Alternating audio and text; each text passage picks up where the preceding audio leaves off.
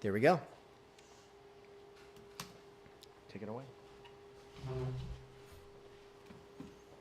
Hello and welcome everybody. Thank you all for coming here in real life. Thank you all for coming on Zoom and YouTube. If you're on Zoom and you're decent, please turn your camera on. Our speakers would love to be aware of your presence, and of course we'll be keeping an eye on chat. Same with YouTube chat. We'll be keeping an eye on that. Please keep it respectful. Please keep it mature. Those of you that are here in the in-person audience, thank you all so much for coming out. We do ask for some generosity while we're here. Eyeballs, ears, it's really new what we are trying. It may look weird. We got laptops and wires and all kinds of stuff. I'm going to be changing out the batteries on this camera. So just be generous with us and we'll try to give our best for all you. Dave is going to come up here and get it going, and we do have a really cool afternoon, evening. A few words about why we're even doing this in the first place. Dave and Ann and myself and some other people on the internet decided to do what we wanted to do. We learned that we weren't really able to do what we wanted to do. Dave and I spend 8 to 12 hours reading books, and we just go. Like we read Descartes' Discourse from start to finish. We read Richard Voland's Heidegger Runes from start to finish over 2 days. And you can't really do that in institutions. So Dave and Ann are making a space where that's possible, where we can engage with the things we really want to engage with and resist some of the tendencies that would turn us all into instruments. And you guys all here are in a unique situation where you might be able to avail yourselves of some of the same energies and opportunities. So once again, thank you all for coming. And David's going to come up and get us going.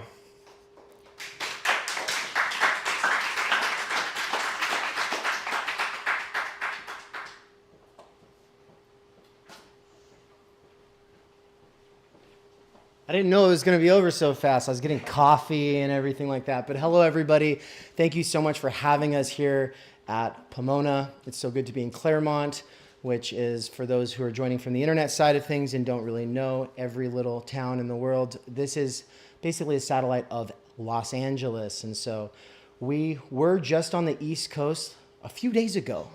2 days ago, we were on the East Coast, right? We did an event at the McLuhan Institute in Ontario. We did an event in New York City with Norman Finkelstein, as well as other speakers. We did an event in Washington, D.C. with Daniel Tutt. And then we did a really special event in Chicago with Chris Catrone and the people, the Platypus Affiliated Society people.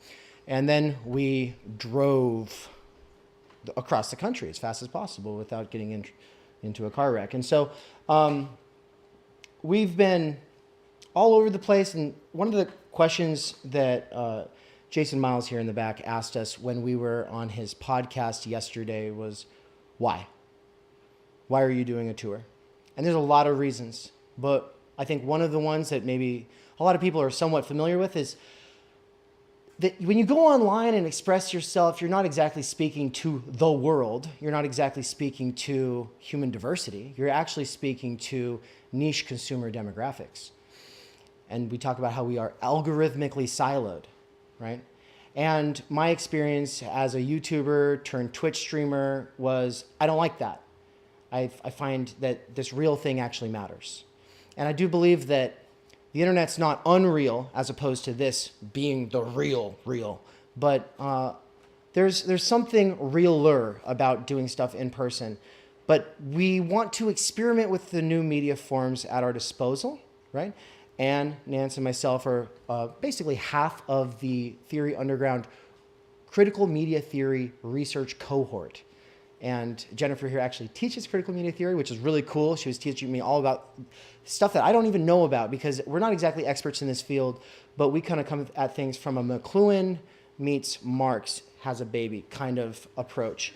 And so that's why it was so special that we got to do something at the McLuhan Institute, which was set up and is now being run by Andrew McLuhan, the grandson of Marshall McLuhan, the only person of interest Canada has ever produced. Okay, tough crowd, man. I mean, come on. There's Drake, though. Yeah. No, actually, it's. If anybody didn't laugh, the reason it's funny, in case you didn't know, is that most of YouTube is Canadians.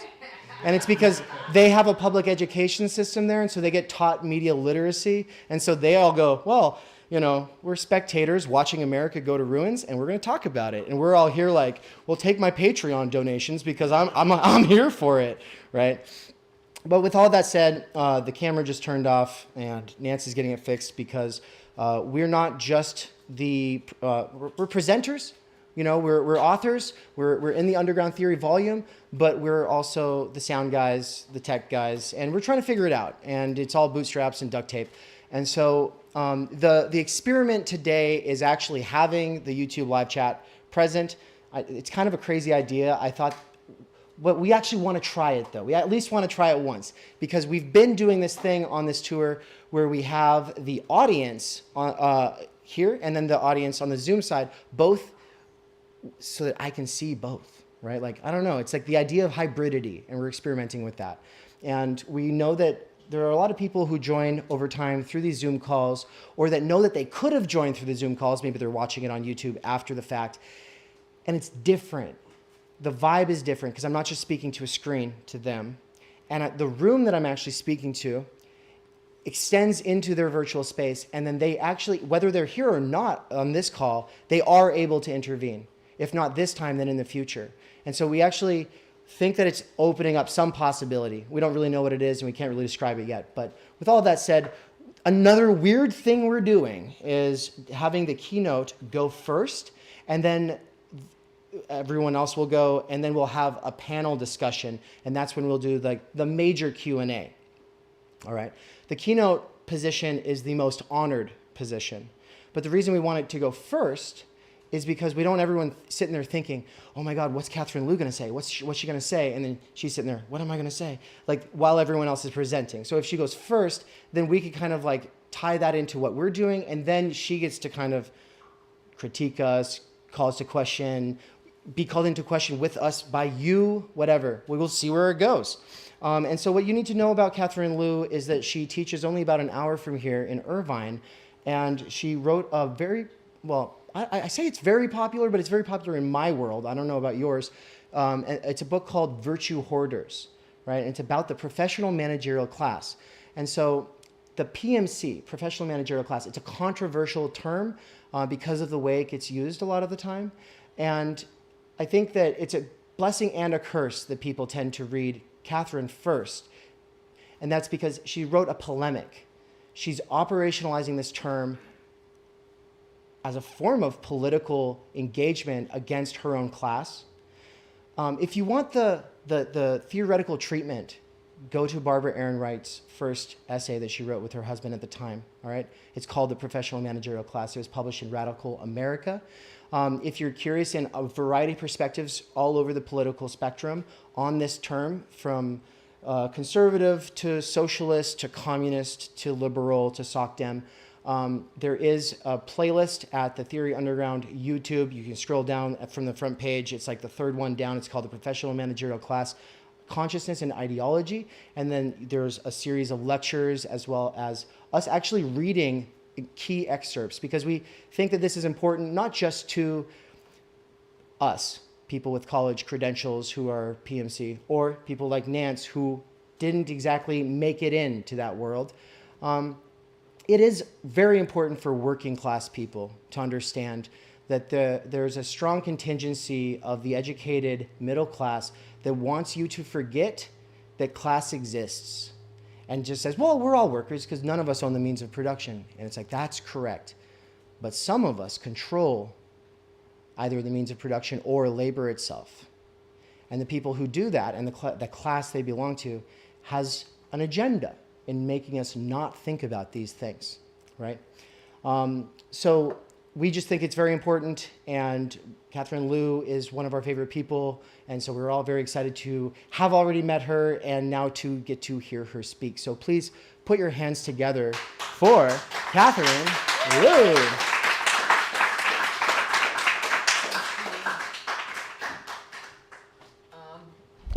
Whoa. Thank you. Sorry. I'm a klutz too.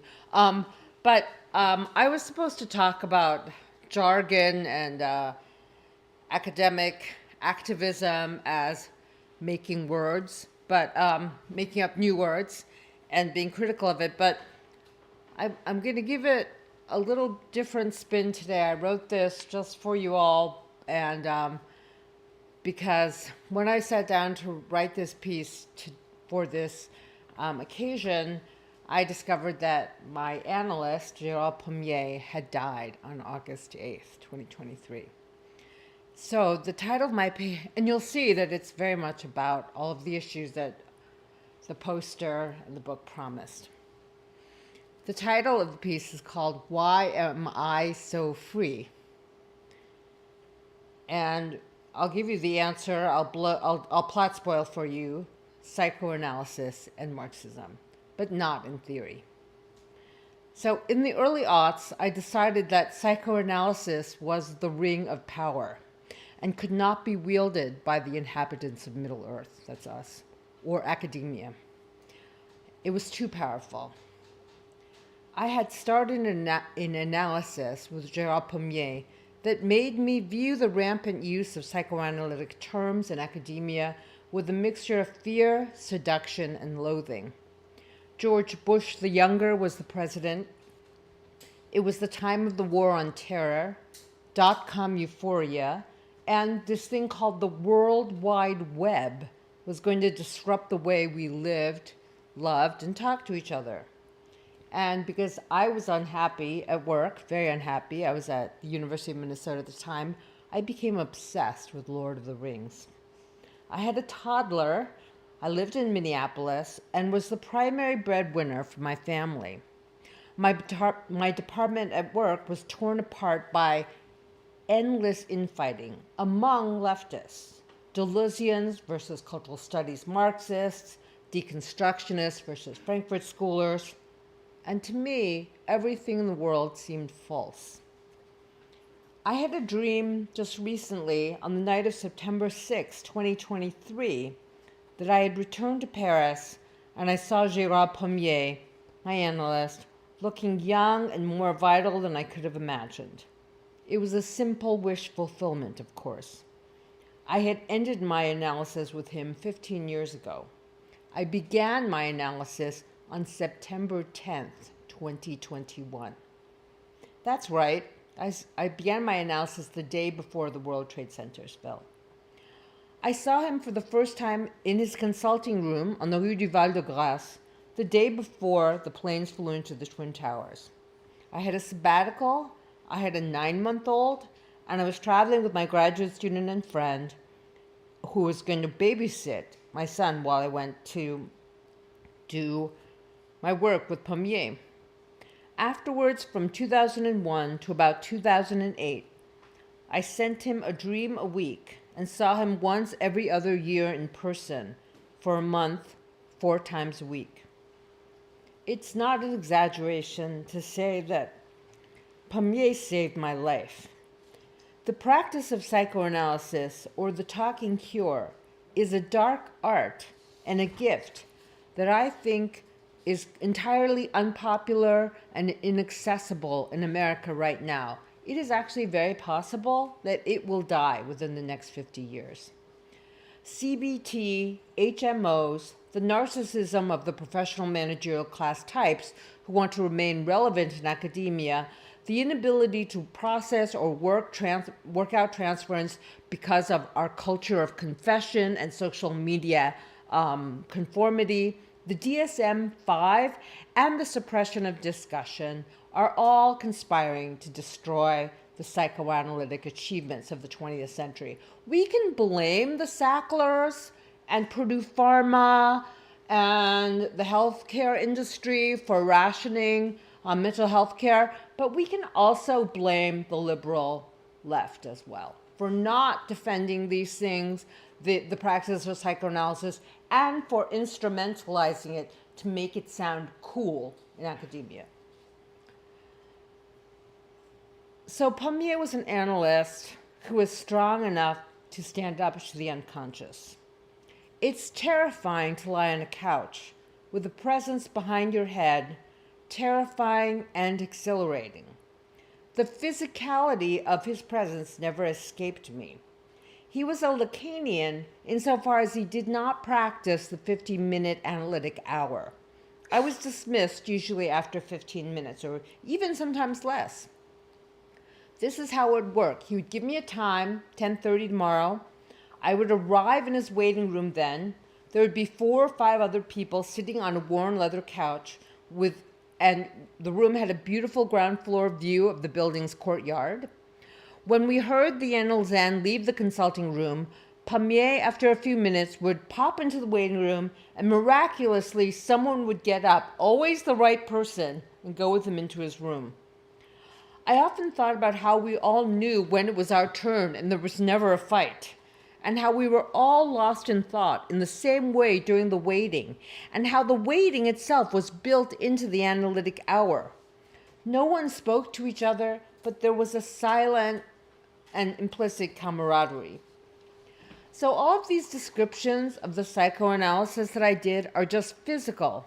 How do you summarize an analysis? How do you highlight a breakthrough? How do you frame it? It's impossible almost to narrativize. I hate it when people say, like, oh, it's impossible, I can't describe it. But I'm having a hard time describing this. I actually reconstruct an interpretation of the primal scene that I was able to work through with Pommier in the first chapter of my memoir, which is not published right now, but is on my Substack, and it's called Panda Gifts. And I'm publishing it bit by bit. I'm not going to go into that here and my travails with the publishing world, but it's on my Substack called clueanon.com.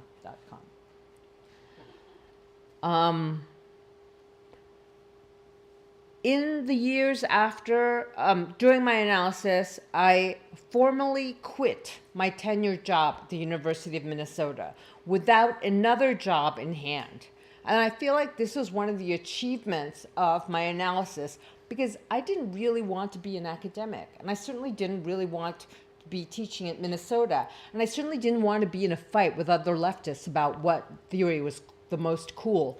And that refusal was such an important thing for me, but I had no other job in hand. My husband had the job at the time. I had to make a living, but I was like, I'm ready to be a barista in Starbucks because I don't want to do this anymore. I did eventually get another job, at UC Irvine. But the act of resigning, writing that letter, which was, by the way, never acknowledged by my department or the university, was an act, my first one, that felt performed not out of fear of the unknown, but as an affirmation of it. I feel like I was in a fetal crouch before I did that act. And there are many reasons for that. We can talk about this later, but anyway, we can go on. It doesn't sound like a big deal, asserting one's existence, but I'd been pretty well annihilated as a person throughout my childhood. Let's not be melodramatic or existential. I was just one of billions of people who were born into situations where we became props in other people's fantasies. Added to the non-existence was the absolute fear of not being able to eat or have a roof over my head that compounded the sense of coercion and constraint that characterized my existence into my 3rd decade on Earth. But a tenure-track job and then getting tenure, isn't that the dream? Yeah, if that's what you wanted in your 20s, I backed into a PhD. I found out that Gérard Pommier, a man with whom I did my analysis, passed away on August 8th, 2023. I wanted to write about my analysis while he was still alive, but actually, in the analytic relationship, he doesn't need to read my account because he knew that I knew what had happened. We had a real intersubjective relationship, and that is saying a lot in a world where, as Dave said, everything has been algorithmically groomed to be false. When you talk about analysis, it can sound like magic, and it feels like magic, because there's nothing like blowing through a fantastic carapace of your own making to confront an awful and beautiful truth. But there it is, and I'm trying to write a brief account of what happened between us. Okay. I know almost nothing about him personally, except that he was a brilliant analyst. Online, I discovered that he was actually a Latvian Jew. He was probably born Apfelbaum, and they translate into Pommier because that means apple tree in French. And Apfelbaum means apple tree in German. He saved my life by leading me to see how, in fact, my unconscious was me. This is what Lacanians say, like, that where that is, there I am. My unconscious was me and not me, and that my masochism was me, and that I had been swept by it into lives I couldn't recognize and didn't want. The best thing an analysis can do is help the neurotic, which, by the way, is a term that you can't find in the DSM-5 anymore, understand her agency. If I felt as if I didn't exist, it was because I was living a life I had cobbled together for someone else, not another, not the big other, but a fantasy of an adequate parent, someone who might love me finally, and that someone just doesn't exist. That's the thing that Pommier helped me face. He was a Lacanian who broke with the heir to Lacan's legacy.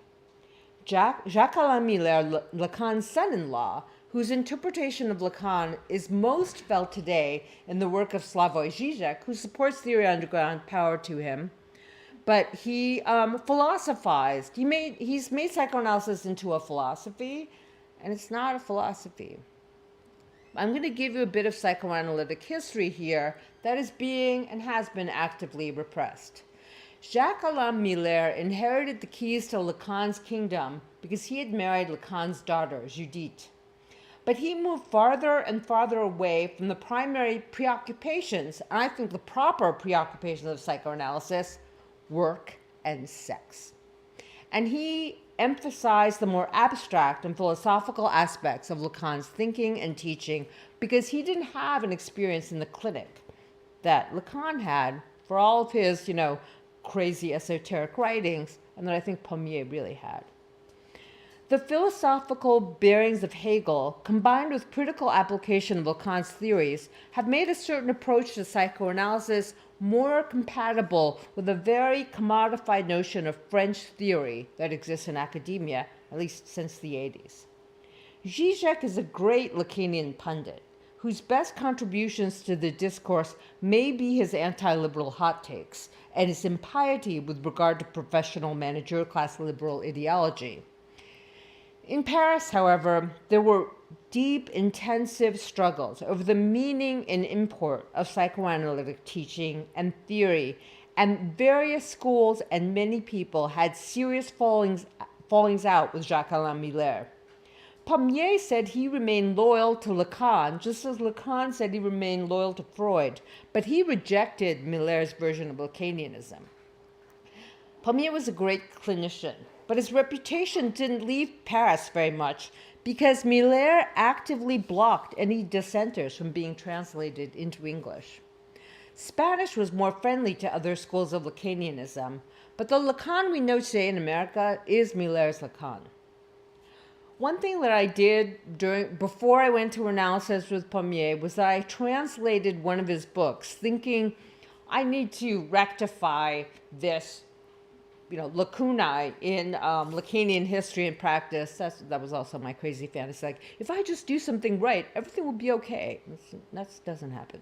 But he wrote a book called Du bon usage de la colère érotique, which I translated as Erotic Anger, a User's Manual. It's still in print. It's at University of Minnesota Press. In our present age, Pommier's text would be canceled upon arrival. But it is ever more useful and ever more important to people who are suffering from the popular addictions of the moment: anxiety, depression, erectile dysfunction, loneliness, etc.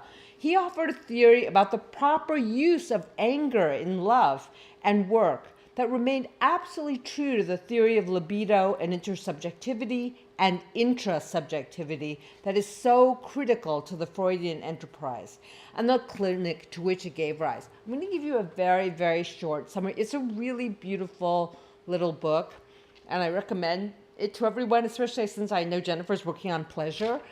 He says that, our narcissism, our secondary narcissism, doesn't accept sexuality because sexual desire is a break in in the narcissistic self-sufficiency. And I feel like the primary narcissism is that healthy narcissism of the baby, which imagines itself to be self-sufficient in a cycle with the mother. But we're all trapped in a secondary narcissism where nobody wants to have genital stimulation because it's just too disturbing, because screens are too reassuring. So, but Pommier says sometimes, unless your lover ghosts you, which is like really horrible, and then you have to be like all anxious, but what you get is not really like pleasure when she or he texts you in the end. It's just like, oh, phew, I'm not rejected for the moment. But what Pommier tried to talk about was this like inability for us to realize genital pleasure. And he said anger is really an important element of breaking through the membrane, the egg-like membrane in which we live as regressed narcissistic beings. And he has beautiful examples from his clinical practice. Of course, like this goes so against what we think of as Tinder grinder sex, right? It's all about compatibility. Oh, do you like this? Do you like this? Yes, I like this. Okay, let's do it. It's like the most unsexy thing in the world. I really think everyone should read this book, but anyway. But, he's been eclipsed by the Millerians. So, the libido draws its energy from aggression.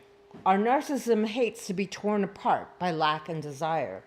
To break through the shell of secondary narcissism, we need to draw upon the dark side of the libidinal drives in order to realize our passionate, not algorithmically groomed relationship to the other. So I did something unpopular with the Millerians and the Lacanians. I realized that Todd McGowan talked to you about similar issues. So it's funny that we really agree on this, and that Theory Underground found us both. But which I think is part of the politics of anti-theory speak that I was supposed to talk about today. In Erotic Anger, a User's Manual, I translated jouissance as pleasure or enjoyment. And I translated jouir, the verb, as to come or to enjoy, just very, very like vulgar physical things, rather than keeping the term in its French form. Enjoyment actually in English comes from the French word jouir as well, because in 1066, William II, the Norman, conquered the island of the Anglo-Saxon island and brought in all these words. Am I being too pedantic here? Can I just... which is why we have one word for pig, but another word for pork. Because pig is the Anglo-Saxon word, and porc is the French word, like what you eat at table. There are a lot of things like that. So I decided to translate. I hope that people would begin to understand Lacan's theory of pleasure and enjoyment as condensed through Pommier's clinical experience, and to understand enjoyment as something powerful, dark, death-dealing, and life-giving at the same time. I wasn't optimistic that a new school of Lacanian theory would grow out of my decision. I'm so glad that Todd agreed with me about his translation too. But I hope to also impart to all of you this sense of Lacan's own creative force in his psychoanalytic practice. And he attributed his own creativity, his theories of enjoyment that he brought into psychoanalysis, very explicitly to his break with the Freud family legacy, because he thought that Freud had made a really bad mistake by passing on psychoanalysis to his daughter, Anna Freud, who was an ego psychologist and also a pediatrician pediatric psychoanalyst, a child psychoanalyst, who is really a mediocre thinker compared with Melanie Klein or D.W. Winnicott, but because she bore the name Anna Freud, her brand of ego psychology, which I would say gives birth to CBT, became a dominant strain within psychoanalytic theory. It was all the more ironic for Pommier then, and other powerful French psychoanalysts like Françoise Dolto, who we also don't know about because her work has not been translated into English because she broke with Müllerians, that it was Lacan's own theory in school that was passed on and deadened, not through a daughter, but through a son-in-law, trained primarily as a philosopher, who had everything to gain from monopolizing the Lacanian legacy, especially in the English-speaking world, and which had little understanding of the fights that were happening in Paris. So it's hard to take in all this history. A certain level-headedness is necessary, and Pommier was not a cool head. He was an angry, angry man. He broke with Miller's school in a very dramatic way. There were two schools. One was called the École de la Cause Freudienne. He started his own school. It's too complicated to go into now. But much of the history is available to anyone who wants to read it in Elizabeth Roudinesco's Histories of Psychoanalysis. And if you want any of these references, I can give to you. I worked out all of this history about Lacanian theory before I went into analysis. But I didn't want to get on a philosopher's couch, trapped as I had already been in the world of academia.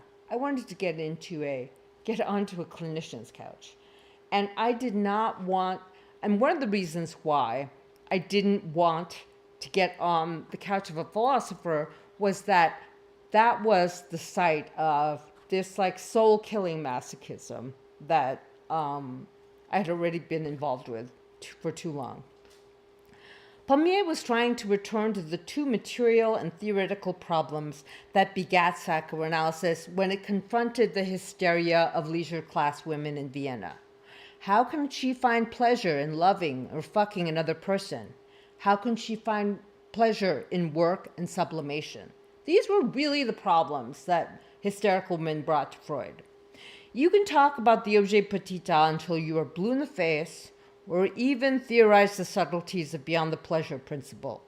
But the unconscious is something that the analyst wrestles with every day, and the best theories of psychoanalysis are derived from the everyday practice of listening to the free association of a person who feels safe enough to regress on a couch.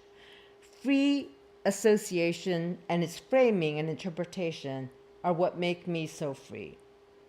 So I'm just going to give you a list. So this is very fragmented, but this is what I achieved. And I'm never going to get a credential or diploma for this. For the three important things I achieved in my analysis. I quit my job at the University of Minnesota when I didn't have another tenure track job.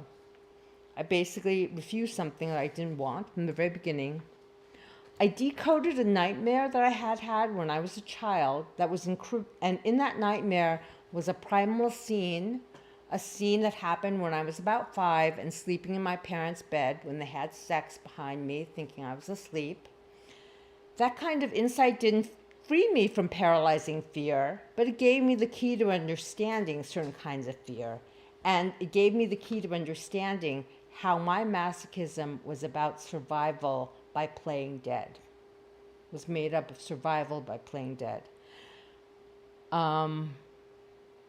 The other thing that I realized was that my parents named me Cathy Liu, and Liu Kaidi in my passport. And when I got an American passport, I changed my name to Catherine. And I realized that I had to put the father in Cathy. Take some of that phallic power. The father in Cathy came out in Catherine. Neither of them are my real names because I had a Chinese name, Liu Kaidi. But that was really important to find the weight of that signifier. But finally, I understood that masochism seemed endless in its power because it allows the masochist to identify with someone who is in absolute control. But that But if you keep going on that path, masochism will actually kill you, because you can be alive as a masochist and still be dead. As a result of identifying with and working through the deepest kinds of masochism, I understood and refused to participate in forms of language that are killing people's ability to be and feel alive. Thank you.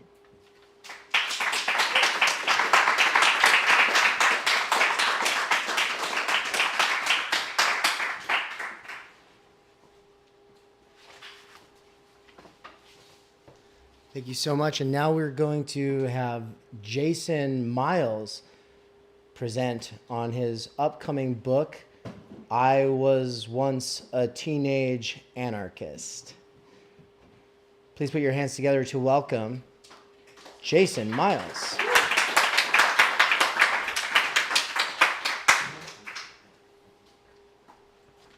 Getting to the podium is like a death trap. Yeah, it's very... Oh, man, there's a thing here already. I don't want to put this here. Hey, how are you guys doing? This is a little weird following the headliner. This is kind of the opposite of the world that I'm used to. Can you guys hear me? No, the headliner event is the panel. The headliner event is the panel? Keynote is different. Look. Stop. But Kathy is the headliner. She's actually a very good personal friend of mine. I'm honored to get to stay at her fancy house, what I think is a fancy house, and play with her lovely dog, get to know her family. She's come to stay with me in Mexico, where I live now. Also, my good friend Ben Burgess is here, if you guys are familiar with him. He wrote a couple books. Some people hate him on the internet. I think he's all right. But thank you guys for having me here at Theory Underground. This whole tour thing for me is really cool. Again, I'll be real brief, because since the panel's the headliner, Catherine Liu was the headliner. That's why she went so long. We had 20-minute time limits. I did not go to a fancy university. I went to the University of Touring, playing live, loud, crazy, weird, experimental punk music all over the planet, and I had a lot of fun doing it. And I thought it was the coolest thing in the world. I thought it was activism. I was going around all over telling people F the man and the system sucks. And I thought I was doing something serious. And the last tour I was on in 2019, I really saw that I wasn't doing anything. I was hanging upside down from venues all over the planet and breaking shit and having a lot of fun, but I wasn't building anything. And I got to go home. Home at the time was this warehouse that I lived in West Oakland, California. I'm a Bay Area native. I lived in this wonderful place called Soundwave Studios, where literally all my heroes rehearsed and recorded. And I got to spend time interviewing them. They didn't know that. They thought it was chit chat. And I got to talk to them about why they did what they did. And what was surprising to me was that no one really had a mission. There's a lot that we project onto music as fans, and the people that we admire. And I also got to live with people that were part of the Grateful Dead as well in this place. So this goes back. This isn't just the 80s and hardcore. This is also the hippie movement as well. So it definitely gave me a bit of also hip hop music. You name it, it happened in that place. So it gave me an interesting perspective. And I use that perspective to have an analysis of what I saw in this new burgeoning left, which some people want to put around the time of Occupy, but I put it around the time of the first Bernie Sanders run for president. A lot of you guys are students here. Seriously, how many of you guys got politically active around Bernie Sanders' presidency? Right? You should raise your hand, Kathy, you damn fool. And that's a really interesting time to get involved. And so what I did was I wrote this kind of extended essay that is now becoming a book. It should be out shortly. If you're familiar with Sublation Media, Doug Lane and those people, they'll be putting it out. But I called it "I Was a Teenage Anarchist," which is a song. And originally, before the editor changed it, originally every chapter in it was a title of a song, because I think that's funny and cute. But ultimately, it was about kind of where the hardcore punk genre comes from, what it's born out of, even economically, and where it went. Why did it die so quickly? It was vehemently anti-Reagan. So a lot of you, again, were not born in the era of Reagan. That's okay. You might have read about it or hear people talk about it, but I am 46 and I was definitely alive for it. He was the governor of my state. He spent a lot of time before he even became president campaigning on his governor wins, cutting social services for people. So he was kind of the ultimate bad guy for hardcore and punk music. And also you have across the pond Margaret Thatcher doing very much the same things in the United Kingdom. And that music is a bit of a reflection of that as well. But hardcore music for me suffers from two cardinal sins. They come out of the culture of deconstruction and authenticity. And for me, the culture of deconstruction is literally just the culture of no. F it, right? Tear it down. And when you're kind of part of that culture, you're not trying to build anything into the mainstream, because literally your entire music is about effing the mainstream, right? Because you are a child of the mainstream. We're fed images. My childhood memories, and if there's anybody here around my age, 46, 50, I loved cartoons, right? My childhood memories, things I love, are 22-minute commercials, right? I have Walmart Star Wars shirts, like some of your dads. Fucking love Transformers and shit. It's okay. You have to admit it. But punk music was going to take those images and turn them on himself. But it was the culture of no. Also, it's the culture of authenticity. You have to keep it real. Those two things work against each other to really nullify any movement. And what I found in this new burgeoning left, that's really coming out of a sense of anger and fear, because Obama's gone. Even if you hate him now, there was very few people that really hated him then. There's a certain feeling of, okay, you get to be part of the gang. But there was few of us, we have to admit. Am I lying? No. Right? And there was a disdain kind of across the board for Hillary Clinton. And in my lifetime, Ronald Reagan was an actor, but he stopped being an actor decades before he became president. He was a governor and a spokesperson again for the GOP before he became president. Donald Trump literally walks off of a reality show set and into the White House. His foe, and I talk about this in the book, originally is Bernie Sanders, a person that's had a long political career being kind of an outspoken leftist, right? Gave people like Ben tons of hope. Gave people like me tons of hope. Maybe you guys here, maybe it was the first time you canvassed for something. Maybe it was the first time you voted. My first time I voted was 1992, I think? No. It was the 96 election, and I think I wrote in African Bambaata's name. Oh boy, that didn't age well. For those that know about the scandal. But I was pretty apolitical or anti-political, if anything, right? There was going to be no president that was going to save me from the situation that I lived in. I'm from a place called Richmond, California. I don't know if any of you guys are from the Bay Area. It's a very crime-ridden place, extremely diverse city, but one of the higher poverty rates in the state, and definitely higher in the country. And that's where I'm from. I definitely saw a lot of violence where I'm from as well. And there was going to be no president that was going to save me from that. So I really wasn't that invested in presidential races. I was actually a little more invested in local politics. Maybe some of you are as well. This is a great place to be if you're invested in local politics, especially what's going on in Los Angeles. I won't get into that, and I'll try to, finish up real quick. But what I was seeing with the rise of Sanders, because he's talking about a lot of our fears, and he's saying things for the first time that we hadn't heard a president say, socialized medicine, socialized education at the higher level. These were kind of taboo words that we never really heard.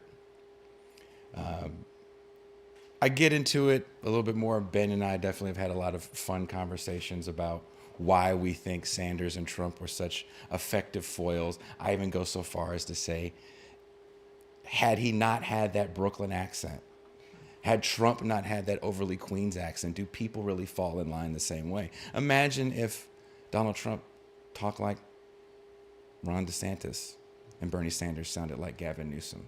Would you care the same way? There's something to be said about that, especially when we think about authenticity.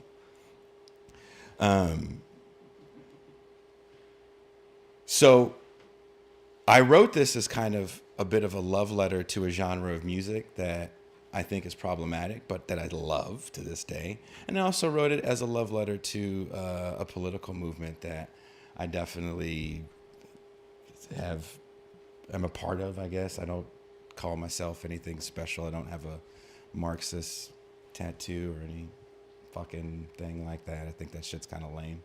But give a fuck. Like, what does it mean? But what I see with a lot of this infighting and, how lefty are you, and not just online, getting out of these spaces and kind of being keyboard warriors. They took the chat off the screen, which kind of upsets me. I wanted to see what people had to say. It kind of sucks. Are you gonna put it back on? Fuck yeah. No, I won't take my eye off it. But you son of a bitch. Not to fall victim and be part of those cultures, because we have to understand that we really can't grow when we're always saying no. We have to have a grander vision for the magical thing that we want, right? Michael Brooks once said, we're leftists. We want a world with no prisons. That's a crazy concept to think about. How do we get there? Do we get there by just tearing everything down? Do we get there by judging everyone's authenticity? Right? We have to be willing to listen. We have to be willing to sometimes be wrong. It's hard for me to do. That's all I have to say. I'll make way for the panel.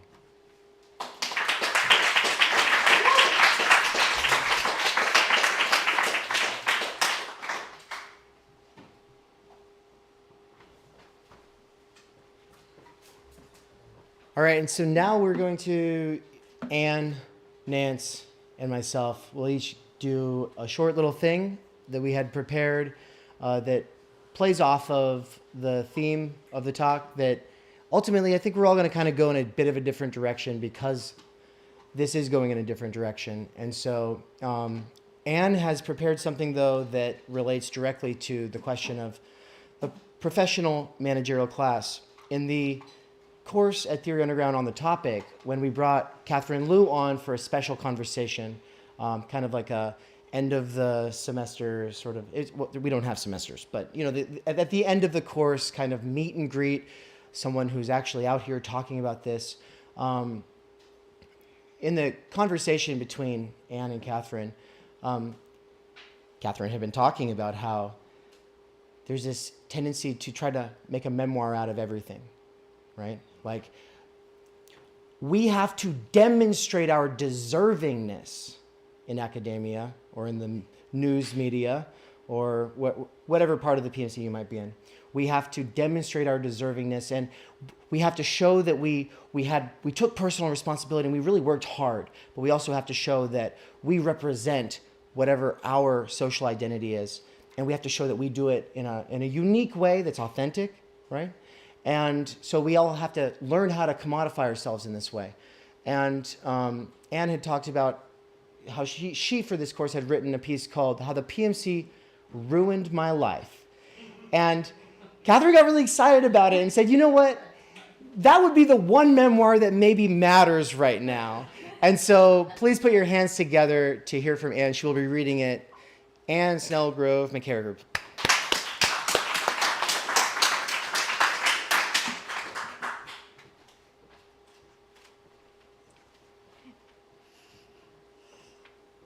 The PMC ruined my life.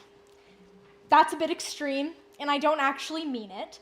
But what I do mean is that the ideology and the values of the PMC has shaped and influenced my own values and sense of self for almost my whole life in an overall negative way. What is the PMC? Barbara and John Ehrenreich define the PMC, or professional managerial class, which Dave also refers to as the professional managers of capitalism, as salaried mental workers who do not own the means of production and whose major function in the social division of labor may be described broadly as the reproduction of capitalist culture and capitalist class relations. Salaried mental workers. Examples of this might include academics, creatives, journalists, lawyers, or chief executive officers. Many careers categorized under the umbrella of PMC are necessary and contribute to a fruitful society, but the schooling that builds up to these careers creates a division amongst students based on merit and sends the message to students that they are worthy of a dignified life only if they work hard and achieve in school. It is the smart students, the gifted and talented students, who are put on the track to happiness and success, but this comes with a cost that I experienced firsthand. I was deemed a gifted and talented student at the age of 10 years old. While I was in 4th grade, once a week I got to get up from class early and parade myself off to the bus that took me and one other student to a separate school where all of the other gifted and talented students spent the day learning accelerated math or science. Already, a division was created between us and the other students, the normal students. When I got my first B ever on a report card in 5th grade, I cried. I thought I had let my parents and my teachers down, but most importantly, I had let myself down. From a very early age, my self-worth was wrapped up in good grades and achievements, in overachieving and, to put it simply, feeling like I was better than everyone else. I was part of the gifted and talented program at my middle school, where the classrooms were tucked away in a separate hallway, and we were, for the most part, segregated from the other students. After middle school, I chose to attend high school with an international baccalaureate program, and in my junior and senior years, my peers and I competed in the Stress Olympics, trying to one-up each other in how stressed we were or how little sleep we got. In February of my senior year, the month where all the major projects and assignments were due, I slept on average 4 hours per night, mostly taking short naps on the floor between homework assignments and extracurricular projects. I was constantly preoccupied with my grades, achievements, and class ranking. I share these things about my schooling not to brag about how smart I was or how hard I worked, and not to complain. In fact, I loved school and I believe in it to this day. I am so grateful for the opportunity to have been part of these programs that challenged me and developed my love of learning. But I share this information with you today to an audience who might have had a similar schooling background.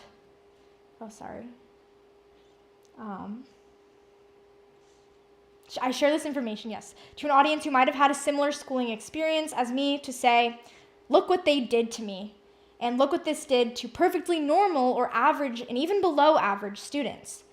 My peers and I were taught, not necessarily directly, but through a hidden curriculum, that we were better than the other students who just weren't as smart as us, that we will be the academics, creatives, journalists, lawyers, and CEOs of the future, and that we must work excessively hard and put in more effort than any child should have to in order to secure a good future for ourselves.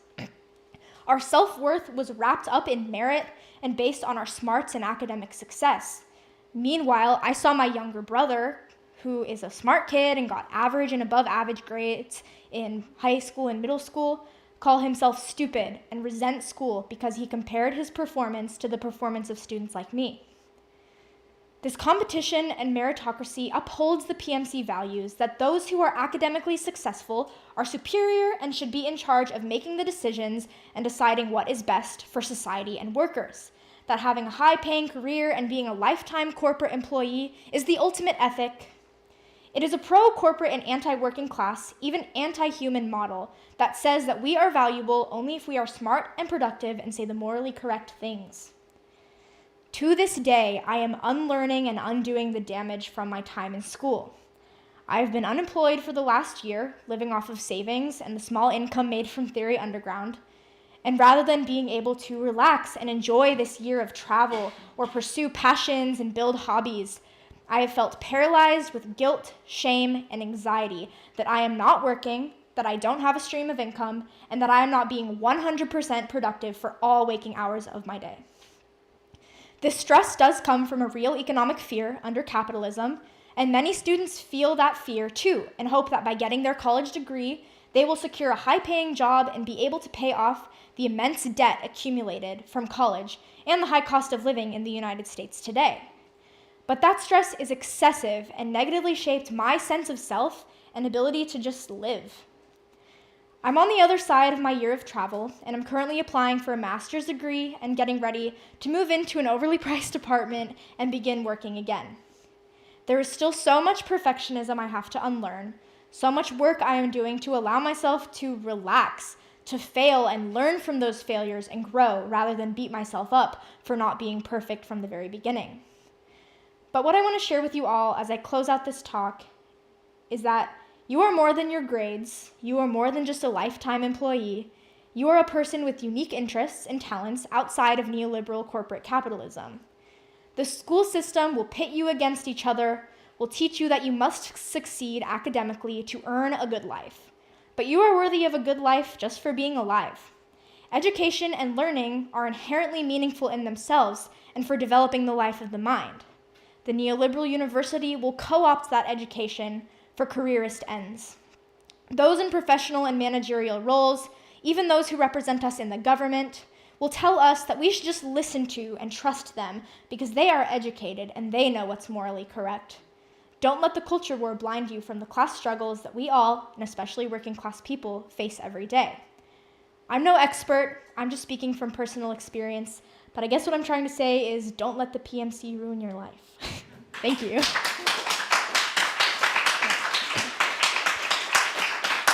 And next up, we will be hearing from Nance, our tour mate, our Theory Underground supporter, our ex-punk from Arizona.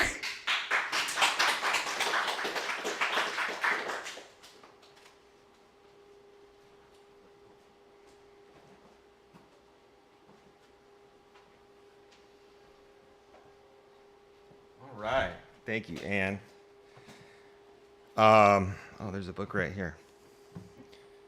When Anne was writing her piece, the thing that stuck out to me when we were discussing it and all that stuff, the thing that stuck out to me the most was the indignance of unemployment. Like she really felt she didn't have a sense of self-worth. She didn't have a sense of self because she was unemployed and she was kind of out on her own. And that's really interesting to me.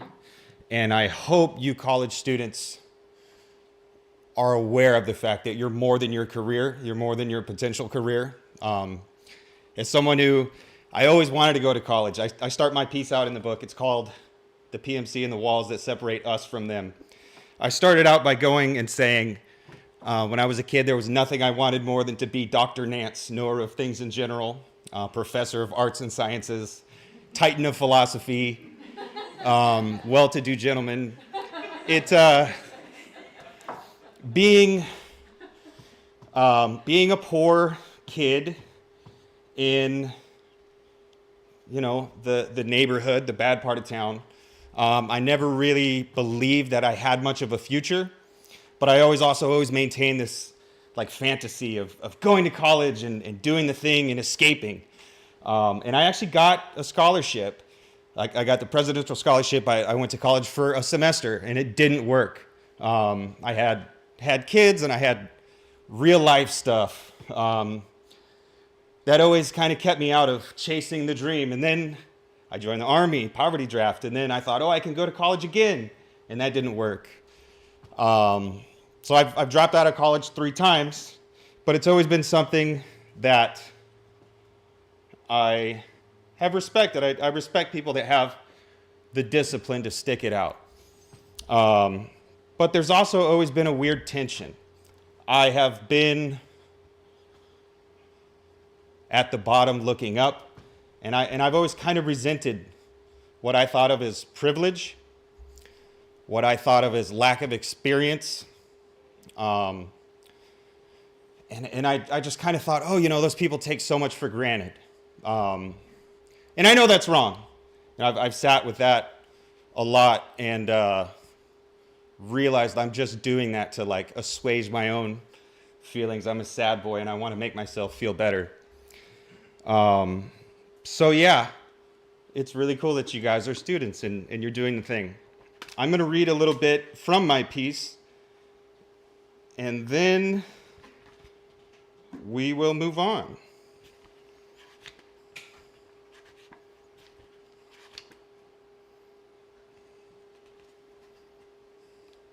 If I can find it.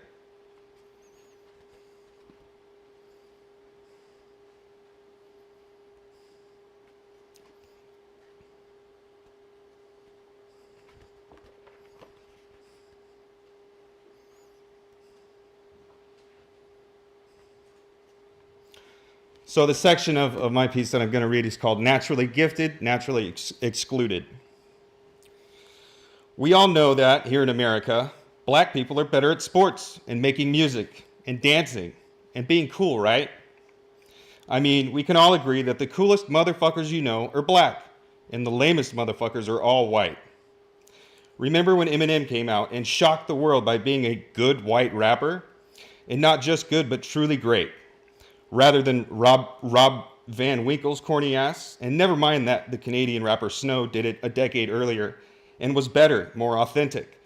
But society wasn't ready to wholly embrace a white rapper. Damn, that was crazy. White people finally got their own token cool guy. Eminem represented a collective taking back of popular culture for the whites and made it okay for white people to be seen acting black. Rather than just another talented rapper, Eminem was a final victory of whiteness over the savage racial ethos of black Americans in the 1990s popular imagination. Excuse me. On that note,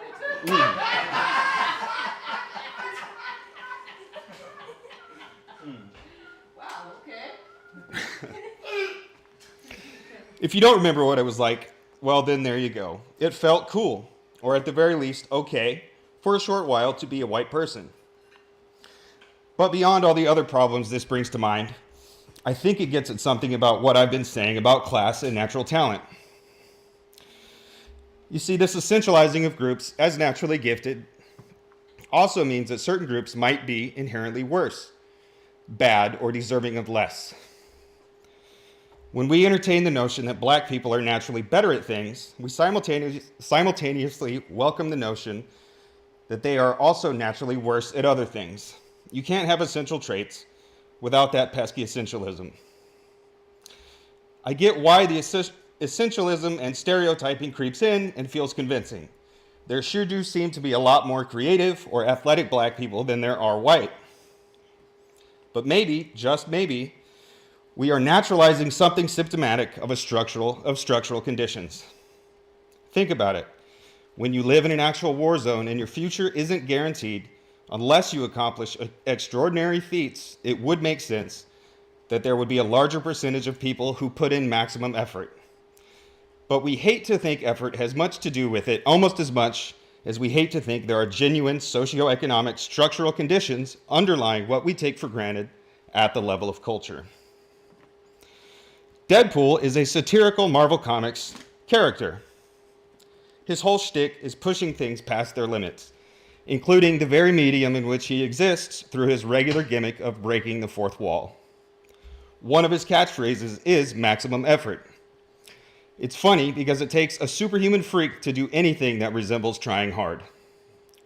We denigrate and disavow the idea of effort. We hold people's discipline and cultivated talent against them. We all want to believe in the naturally talented, but we say our prayers to bootstraps and work ethic every night before bed. We want our cake and to eat it too. We want to be good at things without having to try hard. Is there anything more American than expecting to get something for nothing, obsessing over apparent ease, creating an entire discordant culture based around both hard work and ease of effort? Black people are just naturally cool. Nothing more to see here, folks. We can only celebrate maximum effort when it comes from an already all-powerful satirical comic book character who constantly reminds us that maximum effort is only possible in a fictional world with his regular breaking of the fourth wall. When you live in the lap of luxury and your entire life is one big fluffy pillow, you're less likely to push yourself to accomplish things that are exceedingly difficult. Not only is it easier to coast, but you can enjoy watching those who put everything they have on the line. People of privilege have always loved to watch the lumpen proletariat dance, fight, or juggle. Celebrities are our idols of interpassive excellence. How do we justify the fact that, in this case, Black people are so cool and gifted? Of course, it has nothing to do with their material conditions. No way, it's natural. This idea naturalizes their place in the system while simultaneously naturalizing one's own privileged status as well. I get that it might be hard to take my word for any of this because I fit into certain categories, but I'm not trying to convince you of anything really. I'm just trying to share what I've been thinking about. I owe a lot of the ideas to the work of Dr. Adolph Reed Jr., as well as Pascal Robert, that's on This is Revolution podcast. Those who have been convinced by essentialist thinking, who won't listen to a white dude, will be relieved to know that Reed and Robert have beautiful black bodies. Should it matter? They argue no. Because what I'm calling the homeboy fetish is the flip side of underclass ideology. It depends upon the fundamental otherness of blacks, which includes cultural and personal failings, as well as mystical talents and inherent racial traits. The point of all this is that the notion of natural talent and giftedness is used to essentialize people while hiding the fact that real effort goes into everything we take for granted. I think part of the reason we tend to believe in natural talent is based on our lack of time energy. Excellence demands tremendous effort. Yet because we have no time energy, no amount of effort is going to make the difference. People have what David McCarricker calls time energy fragility, meaning we don't like to be reminded of our own lack of energy-infused and repeatable blocks of time. It's just easier to become invested in the popular mythology of natural excellence and just get back to work. Don't rock the boat. And that's it. Get the book. It's good. Read the rest of it. Dave's going to come up, and then we'll keep moving.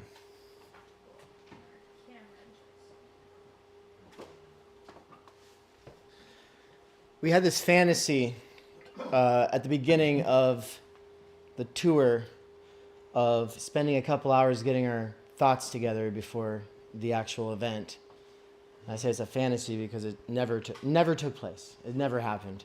And so we've been kind of rushing. And today we were like, no, we're here at 1 o'clock.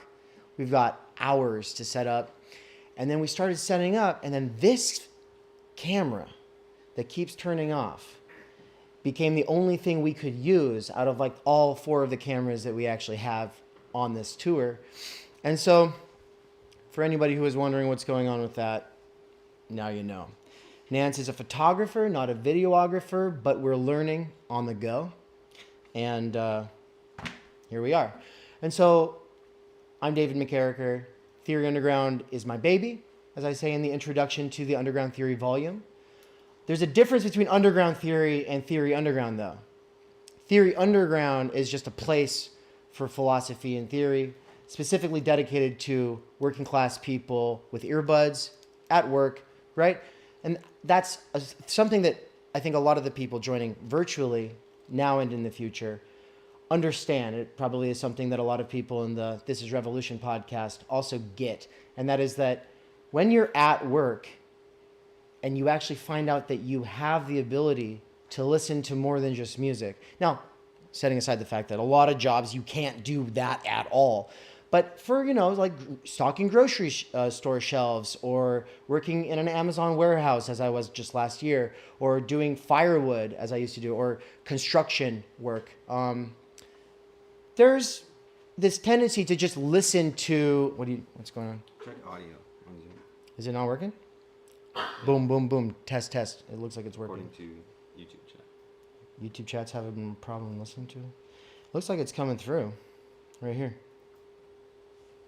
For real? Yeah. Well, we care about the people on the YouTube side being able to hear this.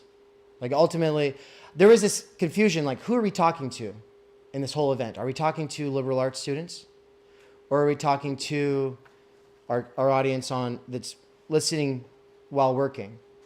And which one do we favor? Like, should we talk about liberal arts students in the PMC to the side, to the YouTube people?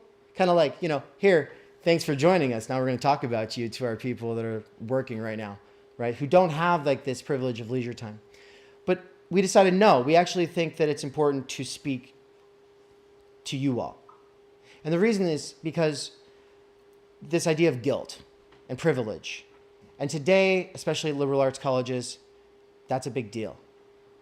Deservingness is everything. And part of deservingness means finding a way to disavow your privilege, or to wash your hands of it, or to show, I'm very aware, okay? I think about it constantly. You don't have to remind me. And we hate that, right? The biggest problem with this term PMC is that it's used to control, or not to control. The biggest problem with it is that it's used to try to make you feel even guiltier. Instead of making you politically active, taking the side of the working class, it often is, it's this thing that's supposed to make you feel like, oh, the workers hate us. No. And not only no, but the thing that you have here is something that we think everyone should be able to have. And that is a time free from preoccupation with necessary labor, the reproduction of society, right? Now, I would like to live in a society where nobody has to work ever, no prisons, no nothing, right? Just no class, everything's great. I don't see a plausible way forward to that reality, and I think baby steps are kind of important. And ideas matter in that journey. Many of at least the speakers here, are in some sense materialists, meaning, as Catherine Liu says, we want these bread and butter issues, right? Changing language has not proven to change bread and butter issues. No amount of goalposts moving and saying, oh, now we don't say that thing, now we say this thing, and if you don't say this thing, then you're wrong and you're not deserving. No amount of that has actually raised wages. No amount of that has actually shortened the work week. And in fact, arguably, it was the number one thing that crippled the Bernie Sanders campaign. In the media, the left media appropriation of the movement, right? The capture by people who were trying to make a living being spokespeople. We don't hate them. But this move to turn it all into language games happened over the course of 5 years. We watched the return of Occupy politics, right? And if anybody doesn't remember, this is like we all communicate with little hand-waving things, and we don't clap because that might overwhelm somebody. And it's just all of this stuff that runs so counter to like, we don't have any time or energy, we don't have any money, we don't have any resources, okay? And that's what matters. And I'm not trying to be your friend. I don't think we want to hold hands and kumbaya. We want our time, energy, and we want our money, and we want to not have to make our identity into our jobs or some fucking stupid hobby on the side where we're being ourselves or whatever, all right? This is what we mean when we say material analysis. This is what we mean when we say bread and butter issues. We mean that Our parents are leaving in the mornings and we don't see them again until after dark. And when we do, they can't acknowledge us. They can't get to know us. And we are deprived of social reference points, a rich constellation of role models and ways forward that go beyond X, Y, and Z jobs. Right? This is what we're talking about. And it's kind of a big deal. We care about it a lot. But we think that you, with this privilege, this time away, now, some of you probably still have to work, let's be honest. But if you actually just get to focus on the studies, that's something everyone should be able to do. If we actually believe that people should be able to be informed citizens, actual political participants in society, we would not just say, oh yeah, some of us are going to specialize in things and everyone else is going to stay in their lane working and fucking off with their hobbies until they die. No, we would actually all be reading books if we wanted to, or playing multiple instruments, or speaking multiple languages. But these are language skills, even if it's theory. It's a language skill, right? Meaning that it's not the common vernacular, meaning that you actually have to develop yourself. You actually have to make a commitment, and you have to follow through on that. But following through on that commitment, on that ideal, requires what? Large, repeatable, energy-infused blocks of time throughout the week. Exactly what capital gobbles up as surplus value. It calls it labor power. But labor power wasn't unique to capitalism. Labor power is something presupposed by every society. The question is, who is seen as nothing more than their ability to be labor power, to trade themselves on the auction block for capital, or in the most extreme case, having your labor power, or being reduced to labor power, having all of your time, energy reduced to labor power because you've been made somebody else's slave. And that's not something that is in the past. That's not something that we've abolished. And it's not just something being kept alive in the prison systems today. It's kept alive through empire. It's kept alive through, oh, well, how do you think your iPhone was made? Where do you think those clothes from H&M came from, right? Obviously, we all know sweatshops, and we've got children, armies, and slaves mining our rare earth minerals. Everyone knows this already. It's become kind of like this standard trope.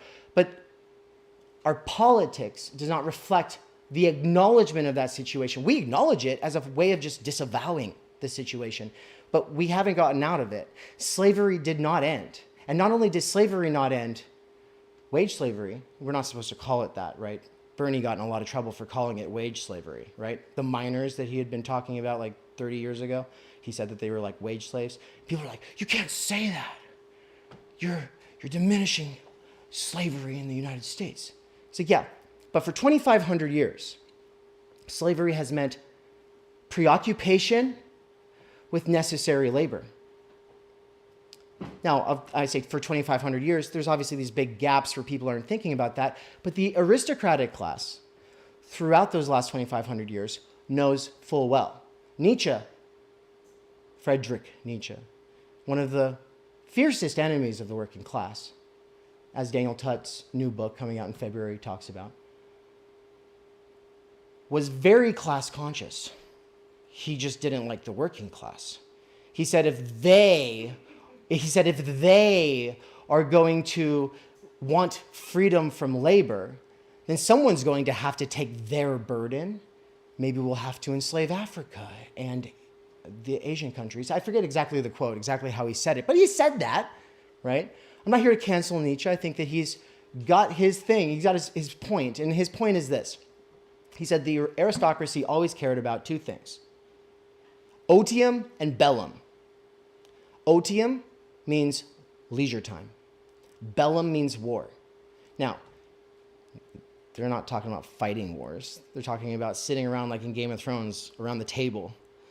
We go from the workplace to the war place to do their bidding, right? But for 2,500 years, aristocratic class consciousness has been clear on its priorities. Leisure time was always front and center because this is where the liberal arts come from. Liberal means liberating. The arts that liberate us from what? From preoccupation with necessary toil. And there's also that flip side from not having self-control, because that's a slavish nature. If you don't have any control over yourself, then you have a slavish nature. This is just what they thought in Greece. And I think, we could just throw out the whole canon and forget that the definition of freedom is juxtaposed to preoccupation with manual labor, but I think that would be too convenient to the powers that be to forget that. Freedom means freedom from preoccupation with necessary labor, and it means your parents have time for you. It means that you actually get to develop relationships with your friends and family outside of smoking pot and watching movies and playing video games. And of course we go to smoking pot and playing video games, and I've got nothing against either of those things. Not at all. But, everyone's like, yeah, you're a stoner. No, but seriously. Distracted myself as soon as I brought up pot, dude. Where's those edibles at? No, I'm just kidding. No, what we have is garbage time because we don't have large energy-infused blocks of time throughout the week. All that we have is energy without repeatable time that can be harnessed towards the things that we care about, the interests we want to explore, develop into passions, right? The skill sets that we want to develop, whether that's musicianship or being a man of letters. So that's what matters to us, is people being able to have the time energy. And time energy is important because it's not this garbage time that we experience when we have time freed up because we're all staying at home because of COVID. That's not time energy, right? That's not large energy-infused blocks of repeatable time. No, you just got ripped out of a context that you've been habituated to, and now you thought you could do whatever you wanted. You're wrong, because we don't live in a vacuum. We are habituated to be these achievement junkies, right? So, I just think that the video game thing, the pot thing, the whatever, that kind of scrolling on your phone, constantly staying distracted, is how we fill garbage time, right? So you're thinking, well, I should be doing X, Y, or Z things. Yeah, but you already used your time energy for labor power. You've already had that extracted from you. And now you're trying to hold yourself to some idealistic standard that comes from novels written by and for the middle class.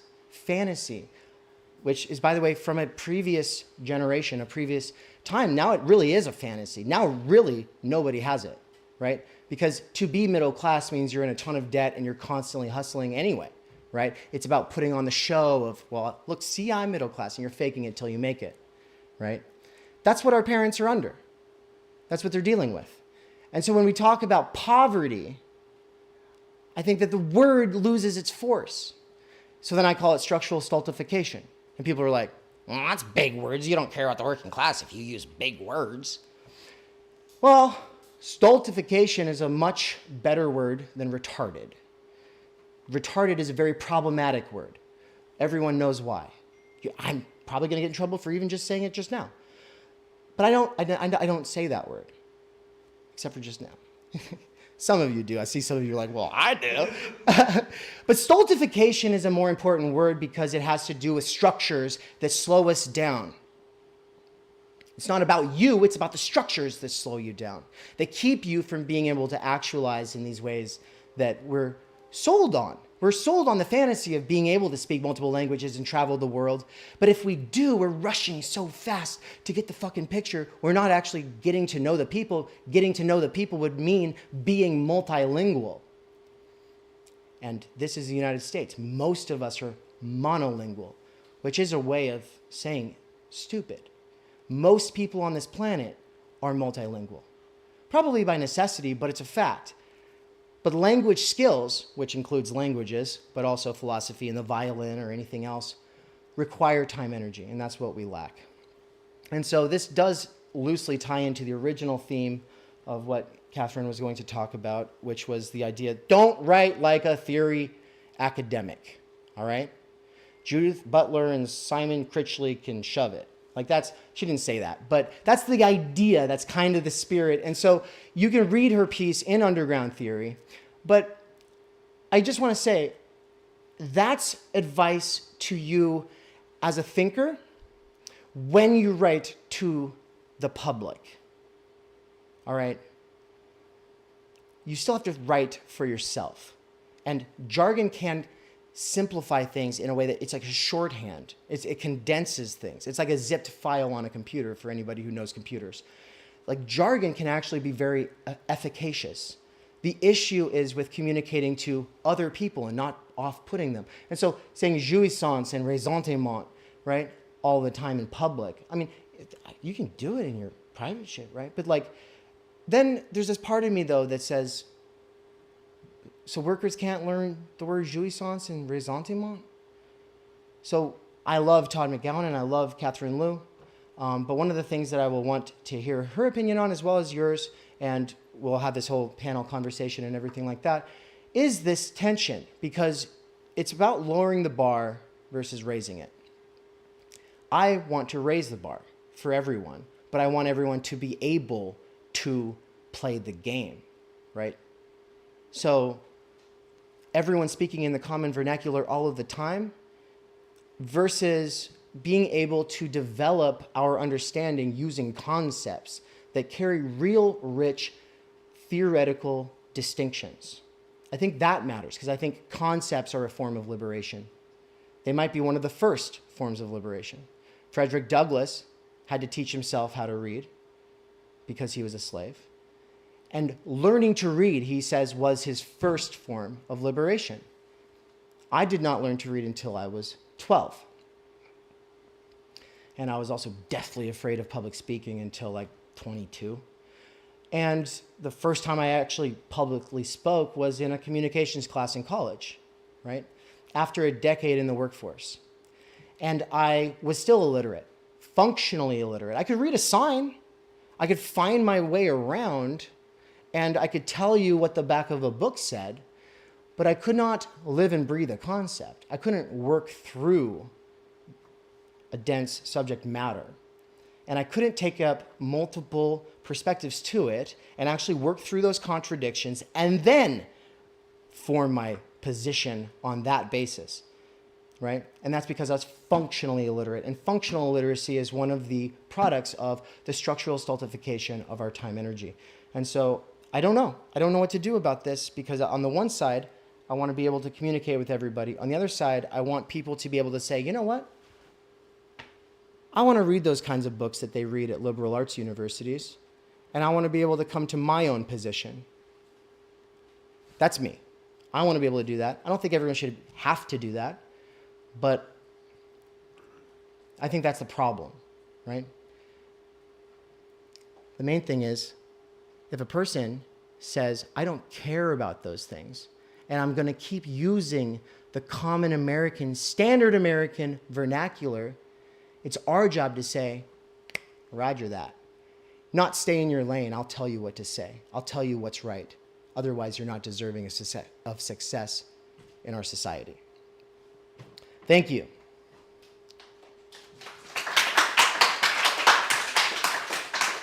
So now we're going to turn this camera, and then the speakers will all sit up here, and then we have a microphone, and we can take questions from the two different audiences, from the YouTube live audience as well as from the Zoom side. You can raise your hands, people, but we're really primarily interested in what you all have to say and what you might want to ask all of us or just one of us, and we'll go from there.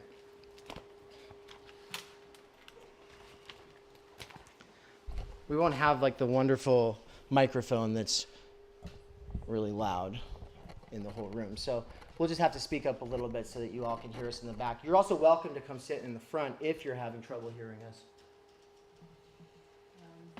And then There's a question here. Who's going to moderate the questions online? I believe Nance has his phone pulled up, and then people on Zoom can use the raise hand function if you'd like. Yep. Yeah. This is a question for Catherine. You linked ACT to agency. And I was interested in the way Which act? you linked act Act. to agency. And I wonder how you saw that connection, because for some people you might say act is actually the end of agency rather than some sort of restoration of agency. So how would you... Who are these people? I don't know this argument. Okay, Lacan would say that in the act, the drive is dominant rather than desire. And for some people, agency is very strongly linked to desire rather than to the drive. The drive is seen as headless. So I guess the question is how you resist the idea that somehow in performing the act, like Dora's slap of Herr K, there's a headlessness about that, which actually implies the end of agency in the traditional sense that we use the term, rather than the beginning of it or the restoration of it. I guess I think of agency in a very different way than the kind of liberal agency of being in self-possession. I think of agency also as like something that is where you can be possessed by the drive, but at least it's your drive that you understand. I mean, I think that what you're talking about is acting out versus the act. Acting out, you're possessed by the drive, you don't know what you're doing, you're in a repetition compulsion. What I was really trying to get at was, and it's really not, maybe I'm not an Orthodox Lacanian in that sense, I'm definitely not an Orthodox Lacanian, is that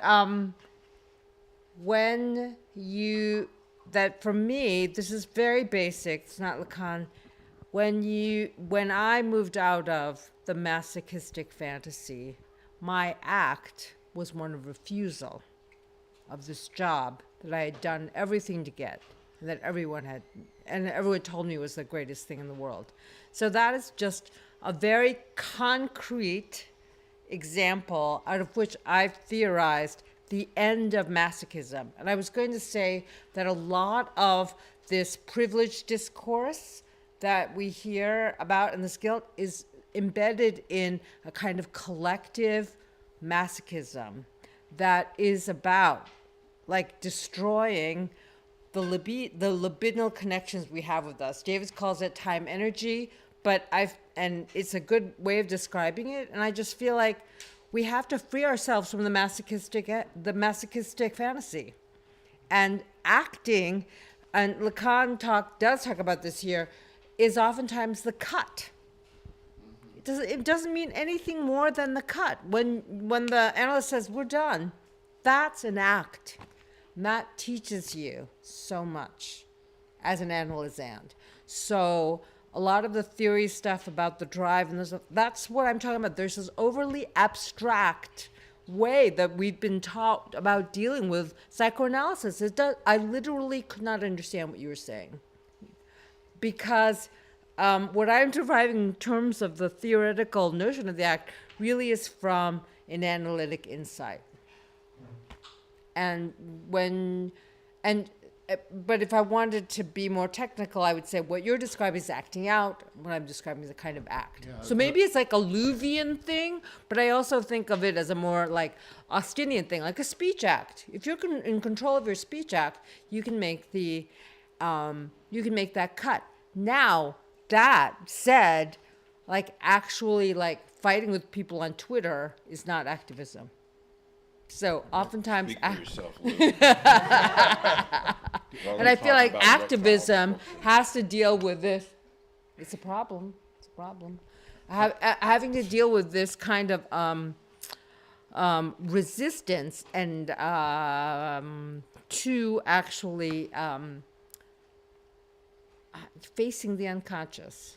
I guess the point I was trying to make, the term agency is a dangerous term just because of its connection with the notion of liberal agency. Sure. So I think one has to be very careful in talking, say, about the unconscious having some sort of agency. I think perhaps exactly it I- hasn't got agency in that traditional liberal sense of agency. Okay, so I'm going to push back there a little bit and say, like, I'm not going to be careful. I want to restore age. I think one of the greatest things about psychoanalysis is that it restores agency to the subject.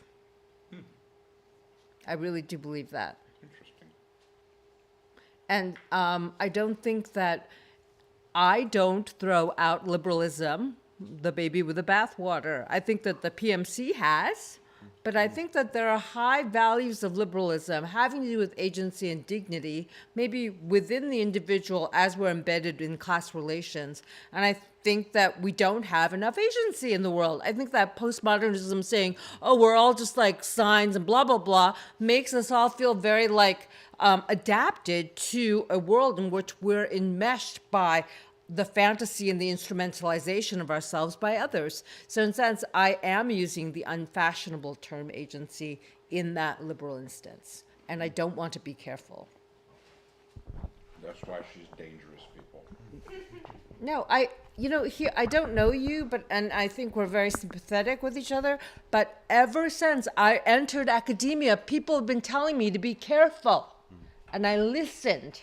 And it got me nowhere. It made me more masochistic. I lost my voice because I was being so careful. Well, you just said we have to be careful, and I'm going to resist that. Let us be careless and fight with Then words. why do you yell at me when I tell you about my personal life when I'm careless all the time? I do not. You scold me. I do not. You look away and you shake your head. Oh, It's you're just saying making this Catherine up. Liu is a woke scold. It's fair. Don't mix up the public and the private, okay? That's the private. That's the private. Okay, we got a world. question right here, and then this is Looks like a preacher. Who? Oh, he's like a preacher. Yeah, preacher.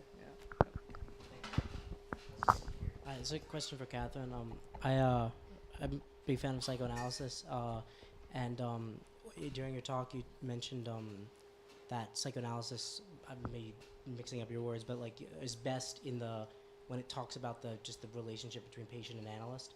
No. When it's grounded in the experience of the clinic, very different from what you said. Okay, and so my question is, like, do you like one of the things that was interesting was like with Jason's talk about mentioning Bernie Sanders and that like political like coming into political consciousness is that like a psychoanalyst might say like like we were dissatisfied with the politicians we had and like Bernie represented like almost like the good enough mother of like politicians and like my question is And I say yes, good. yeah Great. Collective on a collective scale, like we've never had before.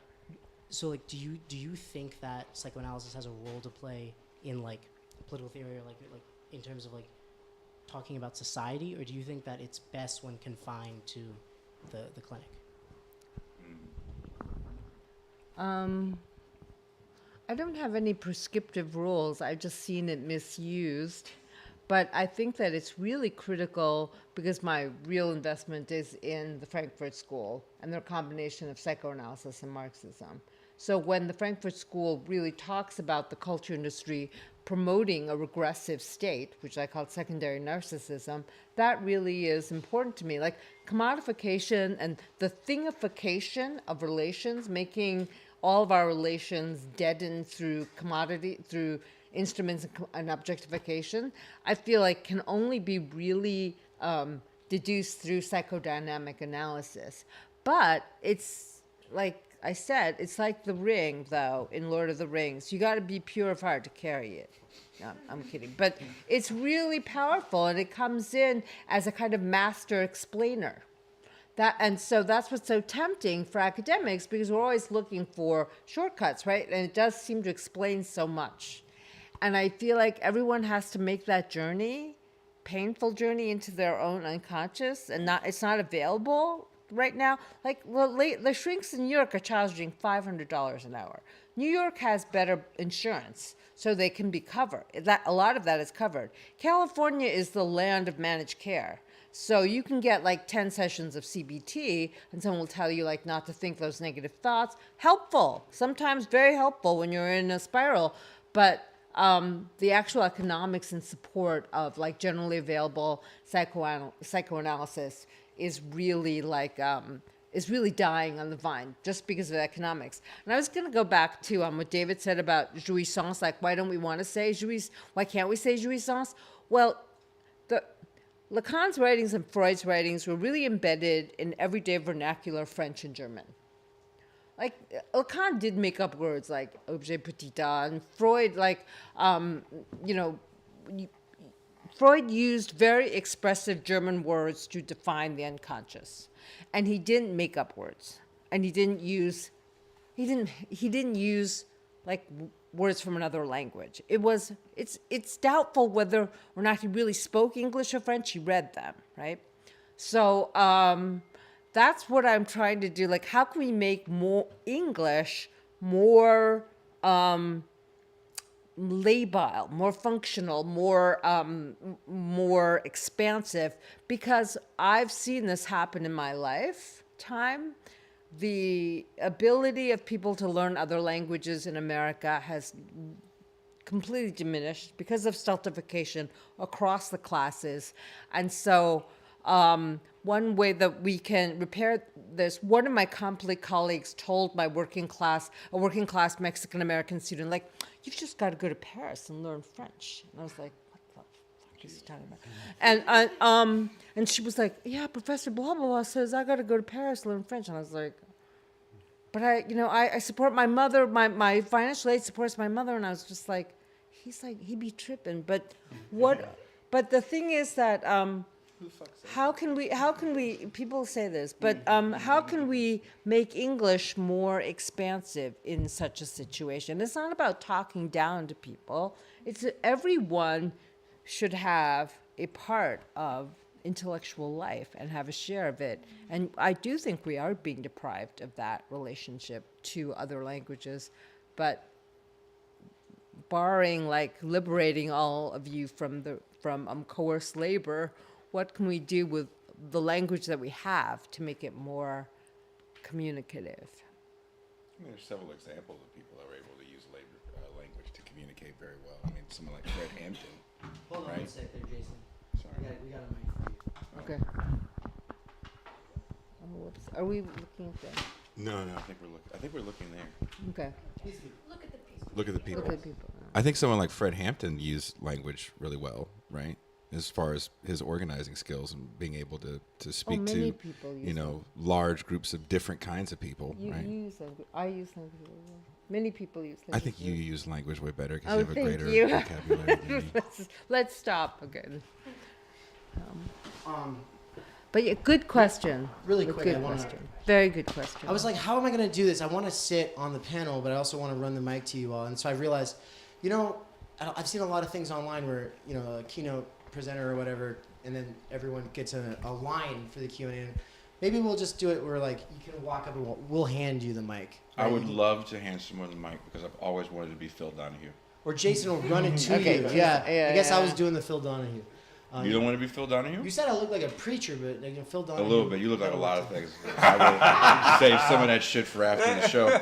Yeah. But we'll have some fun jokes. We'll have some fun jokes. You want me to hand the mic to people? You well, guys have questions? I do want to say. You have questions? Come on up. Come on up. Yeah. Come on up. That's the easiest, I think.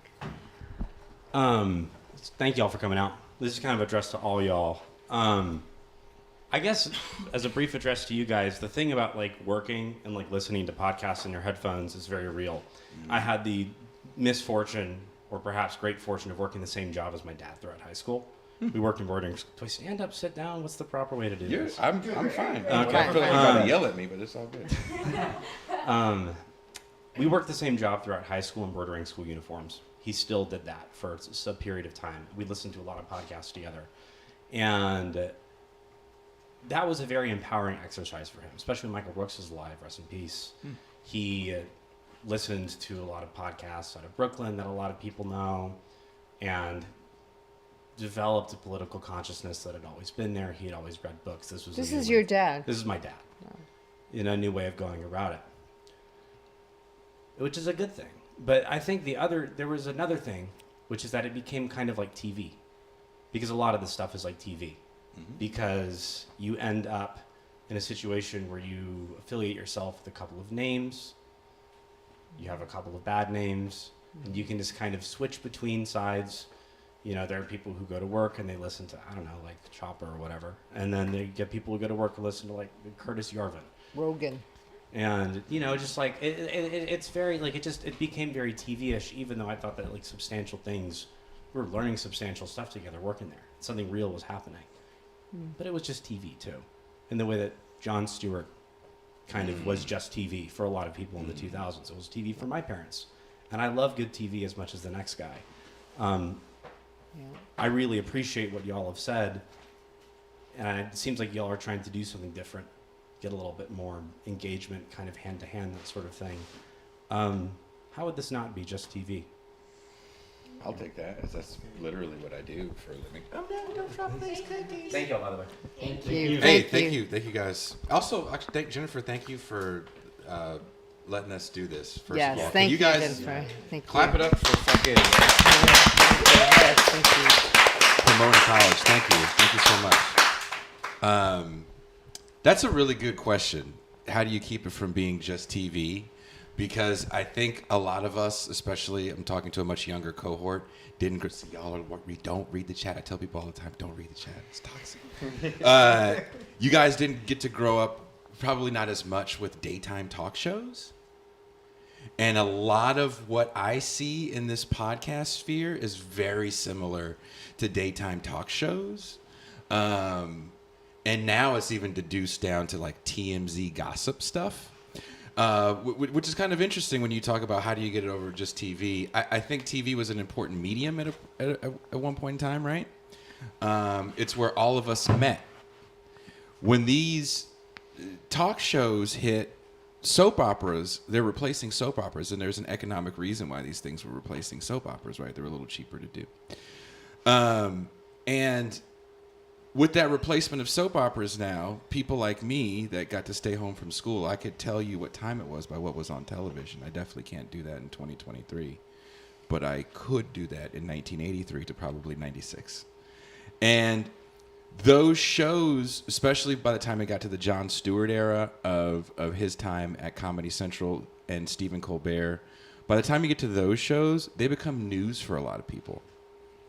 I lived with a family for a while that was not my own. They were a white Christian conservative family that voted Republican. Everybody got quiet when I said that. I was telling them now. But they loved Jon Stewart. They loved Stephen Colbert.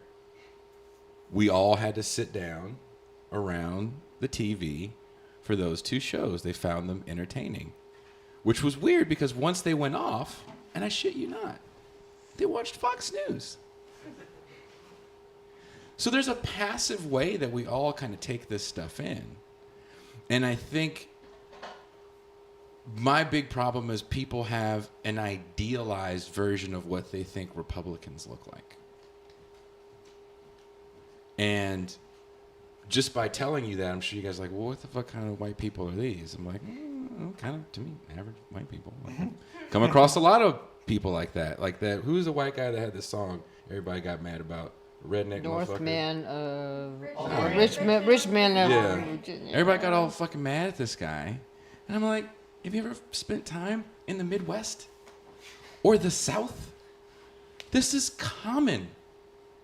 People hate the idea of other people getting ahead with government assistance. But they also hate the idea of rich people. Right? I don't know how to make these shows not television because there's part of what I do that's entertainment. If you're not having fun in my left party and we're always serious all the time, then why must fucking join? It's just whack, right? So you have to crack some jokes. You have to have some fun. The right-wingers are doing it. They're having. Why would we let them have all the fun? Look at Lauren Boebert. We were talking about that the other day. You think AOC could jerk off her boyfriend in the movie theater? Oh my God. What? Talk about enjoyment. Right? Yeah. Republicans have much more Hey, enjoyment. apparently nobody in that camp's got erectile dysfunction. Yeah. So I'm not afraid to have fun, because it's okay to have fun. But I'm also down to get serious as well. But I'm not a shepherd, right? These shows are just shows. It shouldn't be about hero worship. And that's what I think you're talking about a little bit too, because it does become a little bit of hero worship. And we saw that in the 80s also with these talk shows. We were talking about it last night. There was a guy named Morton Downey Jr. that I'm sure none of you remember, and that is a good thing. Don't look it up. Just an old man said a name. Ignore it, right? And he was to the right of people like, was it Ron Paul? We forgot which one was the dad. Ron Paul? Dad's the yeah. And he had an audience full of young teenagers and 20-somethings that were so excited. Not conservatives of that time, preppy kids with their collars flipped up. No, they were punk kids, alternative kids, but it was also part of the spectacle. And we saw it again in 2016, and we're kind of seeing it again with Donald Trump. So if you're asking the question, how do we get people out of the idea of the spectacle? I don't know. I mean, Guy Debord felt a certain way about it. That's one of the reasons why I wrote that punk piece, because the Sex Pistols come out of Malcolm McLaren, who was also a part of the Situationist movement. And I think he had plans for that group, and I think it imploded in his face.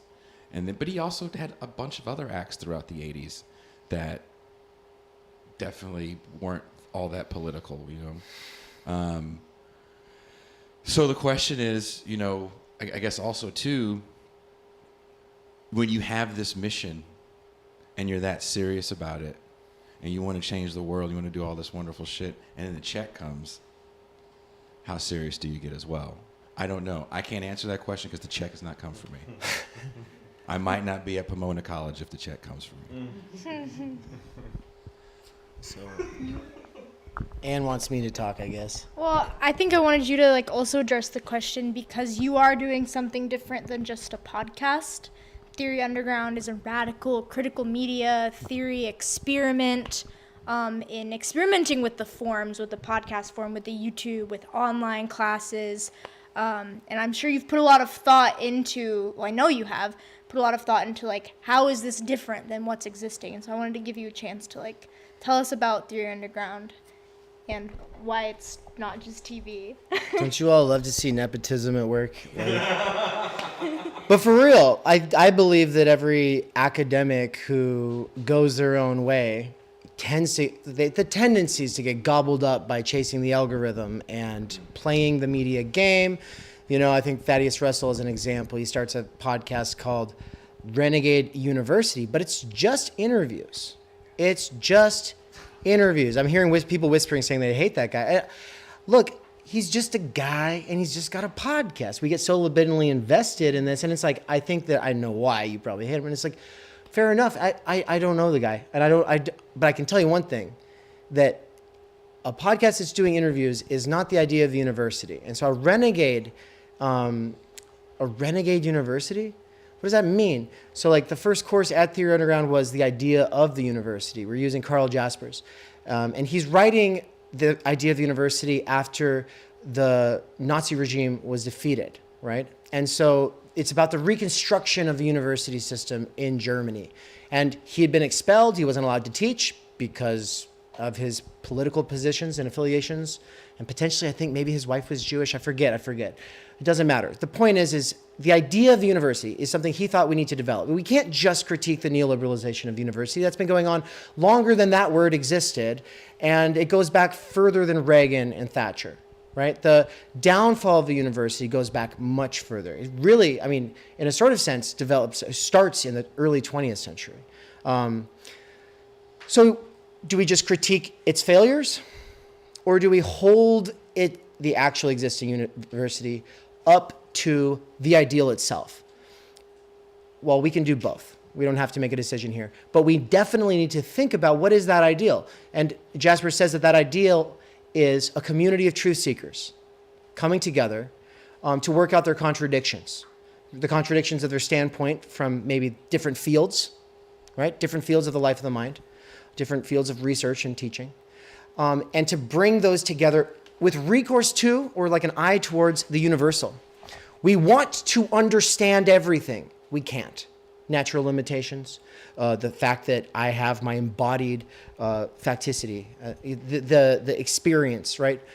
But it's an ideal. If we hold to that ideal, then we can actually work through these things over time. But it's not just conversations on a podcast. It actually requires getting into books.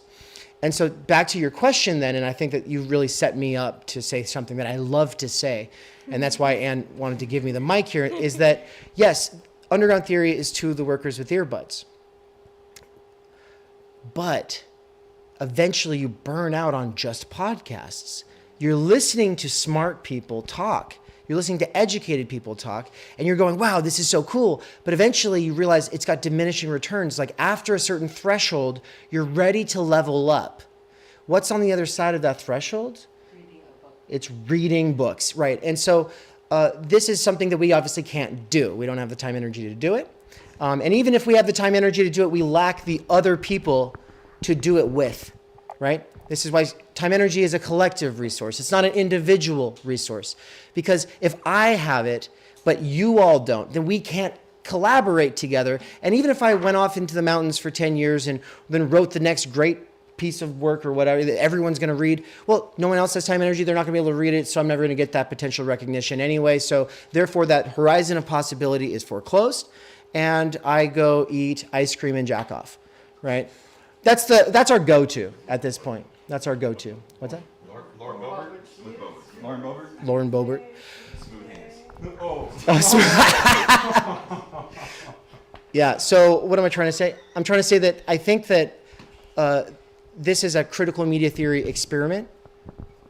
An individual who decided to not be a professor within the institution, but also not trying to be an influencer on just like YouTube, say, is something that I hope will become a lot more popular, because I think that Ivan Illich in his Deschooling Society book is onto something with his idea of learning webs, which he thought would be done through newspapers because the internet did not exist yet. But somebody else around his time was aware of something like the internet coming, and that's Marshall McLuhan. And he says that the medium is the message. And then I say that the medium makes the messenger in a sort of sense, right? And one of the examples of that is how all my podcast friends, they love having conversations, but they also have to play by this rule book for the algorithm to put it within the confines of something that's quickly consumable on the way to work. And that's good, because the working class needs small doses of brain things, you know?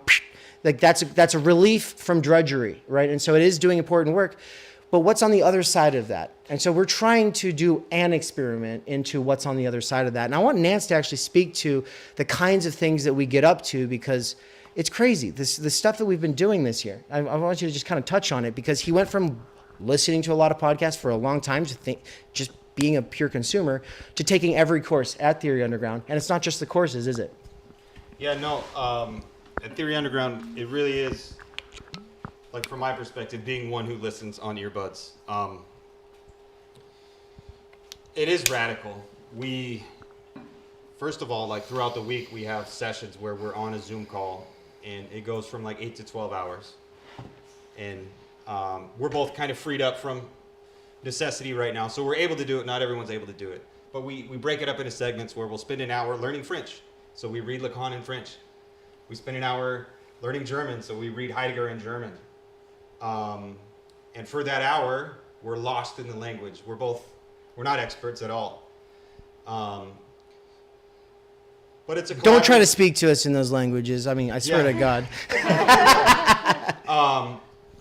But it's experiments in learning. It's experiments in cooperation. It's experiments in relation to yourself and to this idea of intelligence and mastery. Some other days we legit will do a 12-hour live stream of reading a book. And we'll do commentary. We'll do some exegesis. We'll ask silly questions. We'll sometimes get loopy, because after 12 hours looking at a screen and trying to stay focused on really dense stuff, sometimes you get a bit loopy. The other night, a week and a half ago, I don't even know. We were in Jersey, and we were on the Metro, and we were coming back from watching a Broadway play called Gutenberg, and it was a really cool play, and I'm really glad we went and saw it. Yeah, thanks, Han. Yeah. Yeah. She's the Broadway person. But it was like 2 a.m, and we did an exegetical reading session on the train, and we were reading Marshall McLuhan, and I was reading aloud, and yeah, it was special. It was really special, and that's before I realized it was possible. I thought I was miserable. I was angry. I was dissatisfied. I was malcontent, and there was nothing for me. And then all of a sudden, like, I was like, oh shit, just do it. Like, just do it. Be active. Yeah, so it is different than just television. And ultimately, like, the key ingredient is just doing something. Like, we're all pissed. We're all dissatisfied. We all feel this lack. There's a gap, and it's gaping. And rather than putting Band-Aids on it, dive into something. Don't settle.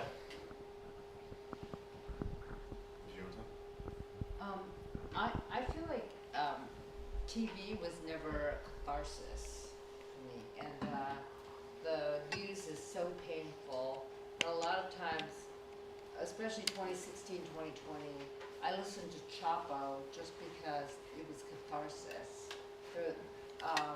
Remember how happy we were in 2020 when Bernie won Nevada and then everything fell to pieces? Like, they got me through that. You know, and I kind of know them, but I still felt very alone. My husband's a centrist, liberal, trad cath. There's a lot of words. There's a lot of words. I love him, but I was not going to be able to go home and cry about our dash streams.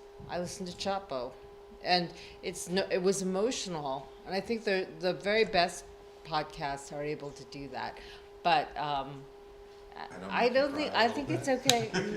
You make me, yeah, you do. And then, and I don't think there's anything wrong with that. But I think there is another level that you need to. I learn from podcasts. I can't read for 12 hours at a time. But then this is my work. I read and write all the time, and it's very lonely work. And I know that, you know, podcasts are these parasocial relations, but they make me feel less alone. Television has never made me feel less alone. Can I ask a question to you guys? Do you need this for Yeah, audio? for Oh, okay, the- fucking yeah. audio. Sorry. How do you guys... I don't know who knows me and who doesn't, right? Because I can't see you. I spent years playing in front of a lot of people and the bartender. I know a lot of bartenders all over the goddamn world. And I don't drink from playing all these shows. But how many of you guys feel that you have certain relationships with the shows that you listen to? You do. You guys? Positive relations. Positive relationships? Like 8 or 9, maybe. And what shows, like Chapo, what else? Michael Brooks. All right. You know Ben, then, if you know Michael Brooks. Yeah. I mean, how do you guys feel about your relationship to some of these shows, especially when you see drama on the internet? Is that just in one out the other, and you can enjoy what they're putting out? Does sometimes they say the wrong thing, and you're like, man, F those guys, they said the wrong thing. No? You can stay with them when they say the wrong thing? I fuck up all the time. No, I do. I always say the wrong thing. See? That's why you're laughing. I'm saying it. But I think that you're getting to the point Yeah. that a lot of people are going to double down and like you no matter what you say. And other people they're basically over it, and then you said that's their excuse, and now they're out, and they're going to say something on their way out. I dig stuff like this because, again, I spend my life, Ben knows this too, in front of screens, not even interfacing with the people that I get to do my show with. And the only time I get to see most of those guys is if they come down to see me in Mexico, or, you know, we do a live show. And I'll speak for Ben on this. The live show is something we love oh so much. And if we could do something like this weekly, we'd be up in Claremont, every week, fucking hanging out and talking to people. Maybe not Claremont, it's kind of high shit here. But You know it's hot as shit here when y'all went to school here. It is We're hot. from cold ass places. but seriously, this is really, you know, what I've enjoyed doing for years. Playing music was like playing in front of people, and then the hangout after the show, and we all talk about, you know, bands we like, and then there's always gearheads and shit like that. So for me, what these guys are doing, I think is fucking rad. You know? I'll date myself, fucking rad. And You still say that. What are you talking about? and I would love to see more of this, but I don't think there are people that feel comfortable doing this because it's extremely hard to do because it costs money to travel. It's hard to set these things up, and they're doing it in a way that maybe I wouldn't be the biggest proponent of. As we talked about on the show last night. But I really admire believing in something, taking it out on the road to the people that you're literally trying to talk to, not answering to an algorithm. You know, we talked about that earlier in the interview. So I think that's rad. I think you guys deserve a round of applause just for putting this together.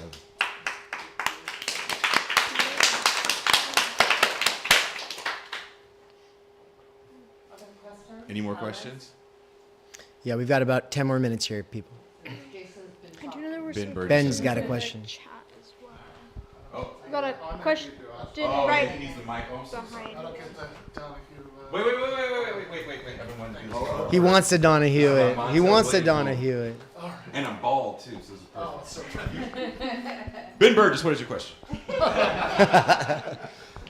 Yeah. Well, first of all, I heard a claim about a couple of specific bodies that were beautiful, and I want some honest ratings of those bodies. But yeah, beyond that, did have a couple thoughts. First, I do think working class people can learn those words that you mentioned.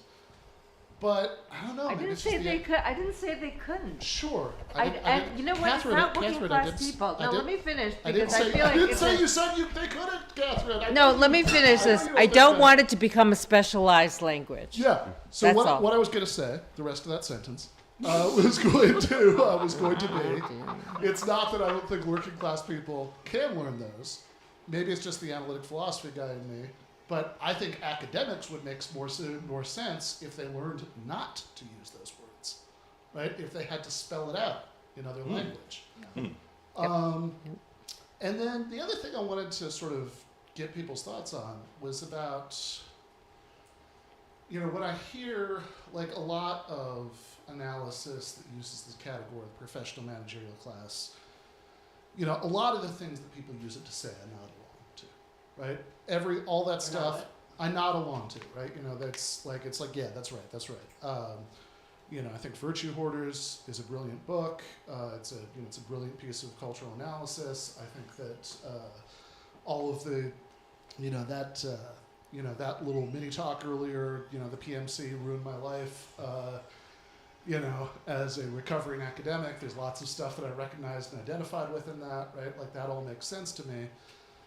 But I do wonder sometimes if we're unhelpfully using this term to try to do two things at the same time. That, you know, in other words, when it resonates, oftentimes it resonates as cultural analysis, as an analysis of, as you said in the PMC Ruin My Life thing, of a set of values, of an ideology. And look, from the bottom of my heart, I think those values suck. I think that ideology is terrible. You know, you know, part of why I'm doing what I do now instead of what I did a couple of years ago is I realized I kind of actively hate most academics. Present company, I'm sure, excluded. But that's a different thing from like material political economy. And it doesn't, you know, and I wonder sometimes if there's this kind of embarrassed materialism that's like, oh, we feel like we have to present this as a category of material political economy. And I know you have stuff to say. Let me just say this and then, you know. Because when I hear that definition earlier from Barbara and John Ehrenreich, that salaried people who are engaged in, you know, there's like a disjunction of things they're engaged with, and like one of them is cultural production. Like, ooh, so like staff writers on TV shows, the people who just face down the biggest studios and tech companies in the world, and one of the most important organized labor victories in a long time. Those people, the teachers in Chicago, there's one of the most important militant unions in the country that's salaried employees who are engaged in, you know, I mean, look, if you want to be internally consistent about it, if people who teach at universities and don't manage anybody are part of the professional managerial class, and so are people who teach high school. There's a less of a PMC vibe, right? But it would apply. And I wonder if this is helpful to present it in this way, because surely part of the reason that ideology sucks, surely part of the reason that those cultural values suck, is precisely that it teaches people not to identify as workers, as people who should be advancing their interests collectively, you know, rather than through individual meritocratic advancement. And I wonder if there's a danger that we end up sort of in rightly critiquing that, doing so in a way that actually reinforces the thing that we rightly want to critique. Can I respond quickly? I use the term in a historical manner and not in a moral manner. In 1900, there were probably 3% of American workers had college degrees. It was a very, very different economy. There were 25% of American workers were agricultural workers. 30% were industrial workers. By 2000, 25% of the American workforce has a college degree, has a college credential. And there are more and more professions that absolutely need that credential.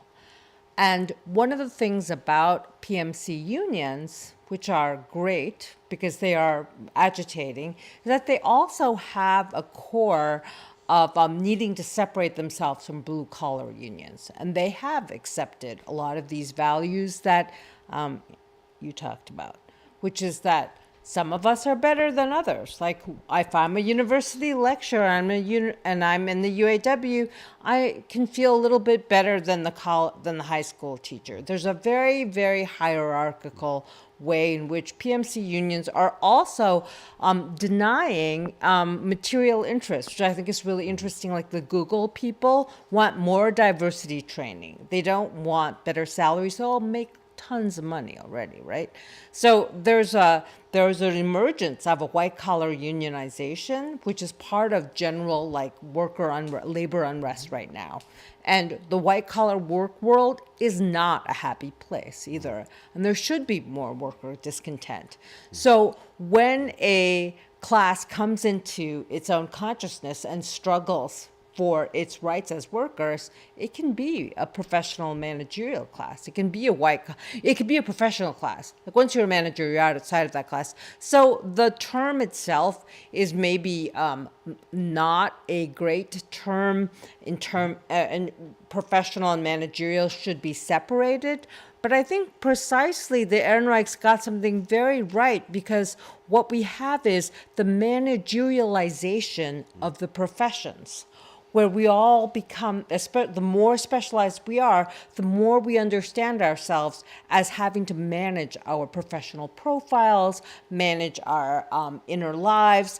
And I think that general managerialism is something that's very, very deeply internalized in the lowest paid worker. So that's what you call a hegemonic ideology.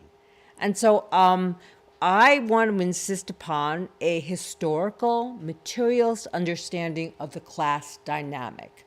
What I don't like, what really makes me mad, is when people think of it now as a moralizing term or as a static term. It is not a static term. In fact, I totally accept the criticism that maybe it's not a class. In China, I was talking about this with CCP guys. They're very worried about this class too. And they said it's a stratum of the working class. I'm like, okay, it doesn't sound so great. Like professional managerial stratum.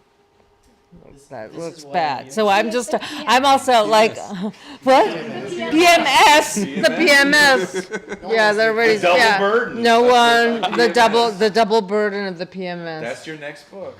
Oh my God. This was what. Well, actually, I'm sorry. No, Am I cutting you off? I didn't No, know. I got no, so okay. excited because Anna had actually mentioned that I call it the professionals and managers of capital. Yeah, I And the like reason that. I do that is so I don't have to say class, so I can just skirt that one because that's instantly the go-to. It's like, oh, well, it's not a class. But I think this point about it not being a moral category is very important. And the thing is that it is a material category, and that you get that from the Ehrenreichs, you get that even from Burnham, but you also get that from Judith Stein, though she's not calling it the PMC, in that anthology, Renewing Black Intellectual History, that Kenneth W. Warren and Dr. Adolph Reed Jr. put together, right? In there, Judith Stein's got this piece on it's basically the roots of populism in the 1870s and through the 1890s, Yeah. right? And so the millions of black sharecroppers and millions of white miners joined in the Farmers Alliance, which then became later the Populist Party. And I'm not out here saying populism is important or like the thing, the solution or whatever. Like it was never a solution. And real socialism always tried to sublate an aspect of populism and an aspect of professional progressivism, right? But progressivism as a movement, Woodrow Wilson was the first president of this movement, comes about after the downfall of populism, and its downfall, which was largely racial, came from racial antagonisms, was not an accident. Democrats and Republicans were joined in an effort to suppress the movement, and they rolled out laws that racialized things, right? And so it was used to break up this movement that was very scary for about 30 years, very scary for capitalists. Right, and so that the people who had been plantation owners or slave owners on plantations, as well as which were the Democrats at the time, and then the industrialists who were the Republicans, they're capitalist industrialists. Both sides had a vested interest in squashing this working class organizing, and so the progressive vision of working class and ruling class conciliation, or like we can get everyone to work together. Right? The workers will see themselves as mere extensions of these rulers. There has to be a mediating agency.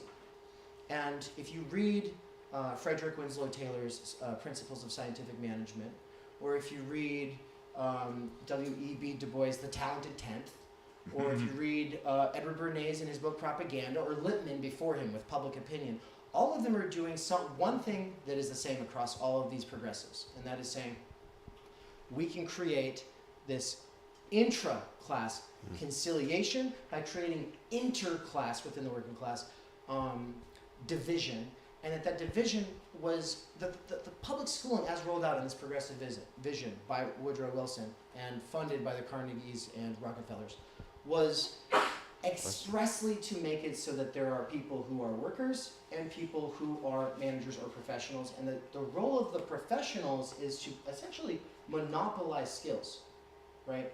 And then that requires the de-skilling of all of these other. If I may, monopolizing the management of the labor process. So that's their skill, and the labor process was meant to reduce any one worker's understanding of the whole process. So the whole process is in the manager's head. The other thing that I want to add to that description is that I think this is really compelling, is that as capital becomes more complex, as it becomes more financialized and speculative, as the family firm became more complex, the clerks who once managed like the big boss's enterprise became a specialized stratum of the employees. I also think they were once considered family servants in the 18th century mercantile capitalist firm. By the time you have, as colonialism and as insurance underwriting becomes more complex, that clerical family clerk function within the large firm becomes a profession, becomes specialized. But he or she, mostly he at the time, identifies so closely with the interests of the capitalist that he or she cannot understand himself as a worker and a salaried employee. So I still think that's a useful way of describing the particular ideology of this mediating class as capital becomes more complex. And he or she does the non-productive labor that of saving costs of labor so that the greater amounts of surplus value can go to the capitalist. And this is how the post-industrial era has become more and more dependent on this white-collar class to justify this kind of surplus value. As the rate of profit falls, to justify the grab of surplus value and reduce labor costs, this class has been critical in justifying that. Excellent. Thank you. Yeah, and I'll wrap up my point by just saying that it is material and it is ideological. It is base. It is superstructure. It is both. And we'll go have some drinks and talk about it. And if you want to do a follow-up, we'll bring you on and we can have a real talk. But I would prefer that you read my piece in Underground Theory where I develop the argument and then you can argue with me based on that. Because I do try to lay it out in less broad strokes there. But for now, I'll just say, for me, PMC does get used as a slur. And it's true that I almost want to use it as a slur when someone's acting, especially gatekeeping. It's like, okay, but now you're acting like one, right? But we can call it gatekeeping. We can just call it I gatekeeping. like how Michael Brooks said that there's being PMC versus acting PMC. And he said that in conversation with Dr. Adolph Reed Jr. before I even knew what the term meant. And I remember being like, okay, well, I get that. But what I do in that piece is I say, what's really going on, though, that is the biggest problem, because to some degree Taylorism is necessary, right? Lenin, as an example of a revolutionary, was all about Taylorism. He's not against Taylorism. He's also not against professionals managing the economy, right? But the issue becomes when you got professionals, engineers, making sure bridges don't buckle. I'm sorry, I don't want to turn that over to democratic conversations. I don't want to get together in the town council and we go, well, we want the bridge to be this. No, come on. We do need experts. We do need specialists. That's silly. But in the future that I want to live in, I want skill monopolization, specialization, to not be a bludgeon used to keep other people down and tell them to stay in their lane. And so, but that thing, telling people to stay in their lane, obviously in engineering, that's one thing. The issue is when that's in the humanities and social sciences. The issue is when that is in journalism. The issue is when that is in the classroom. And so the idea is, oh, you should subscribe to my ideas. I'm the correct influencer. If you subscribe to these other people, you don't deserve things. And this, I say, is discursive Taylorism, meaning that it has to do with discourse. These are like the cops of conversations, and it comes out of the whole schooling thing. It's a part of the PMC. Now, I said that there was going to be 10 minutes and then we're out. And that was just my way of tricking you all, because we actually said we were going to go a little bit longer behind closed doors. So what I'm going to do, though, is let everyone say their closing piece, because I've said mine. So thank you so much for hearing me out. We're going to just hand the microphone down. Yeah, my real closing piece is just a big thank you to Jennifer for being so welcoming to us here on campus, for the students, for organizing this. The people online, we have refreshments in the back. Like, that's the first time that's happened for us, and so we're very honored to be here. I will just make the plug for the book that Catherine has submitted to, Nance, Dave, myself. We all have pieces in the anthology, Underground Theory. We have copies available to purchase here. You can also get it online at theory-underground.com/store, or if you're international, you can get it on Amazon. The book the anthology is wonderful because there's so many different perspectives and contributions. There's rigorous academic pieces about Lacan, and there's a piece about fitness and the dialectics of fitness and everything in between. I'm really proud of the way that the anthology turned out. We have a couple students actually in the audience here who also contributed to the anthology, which is so amazing. So we're just grateful for the support and for, coming here, engaging with us in our little critical media theory experiment. And so I'll pass it off to Nance, but thank you. Yeah, I guess I'd just like to echo the gratitude. Thank you all for coming. Thank you all for paying attention. Yeah, this is something different, and we're figuring out as we go along. And one of our goals is to never have it entirely figured out, because if we ever feel like we can easily explain it to people, then we will have failed. So yeah, thank you all. Thank you, Internet. Thank you guys so very much. And that's all I have to say. Thank you all around again. I don't have much more to add to that. I think it's amazing what you are doing, and I'm really happy to be able to participate. So. Thank you guys for taking the time to come down here. Thank you again, Jennifer, for putting this on. Thank you for everything last night. That was pretty rad. Ben, thank you for coming down. Anyone that traveled hella far, thank you guys so much.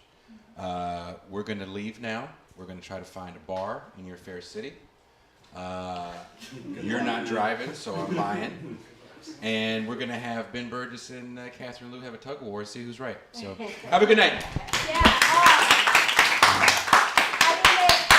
Quick announcement, there's still some refreshments in the back, so we're going to ask if you want to eat that up, drink that up, go for it. And we're going to get out of the classroom. We can go congregate on that beautiful courtyard, because Dave and Nance have this set tear down thing down, but they just need the quick 5-10 minutes to do it, so they can come hang out as well. So we can get everyone out of the room. That would be super helpful.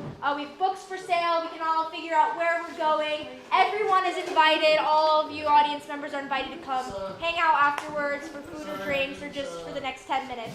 Thank you so much. And work out and come down to Irvine. Thank you so much.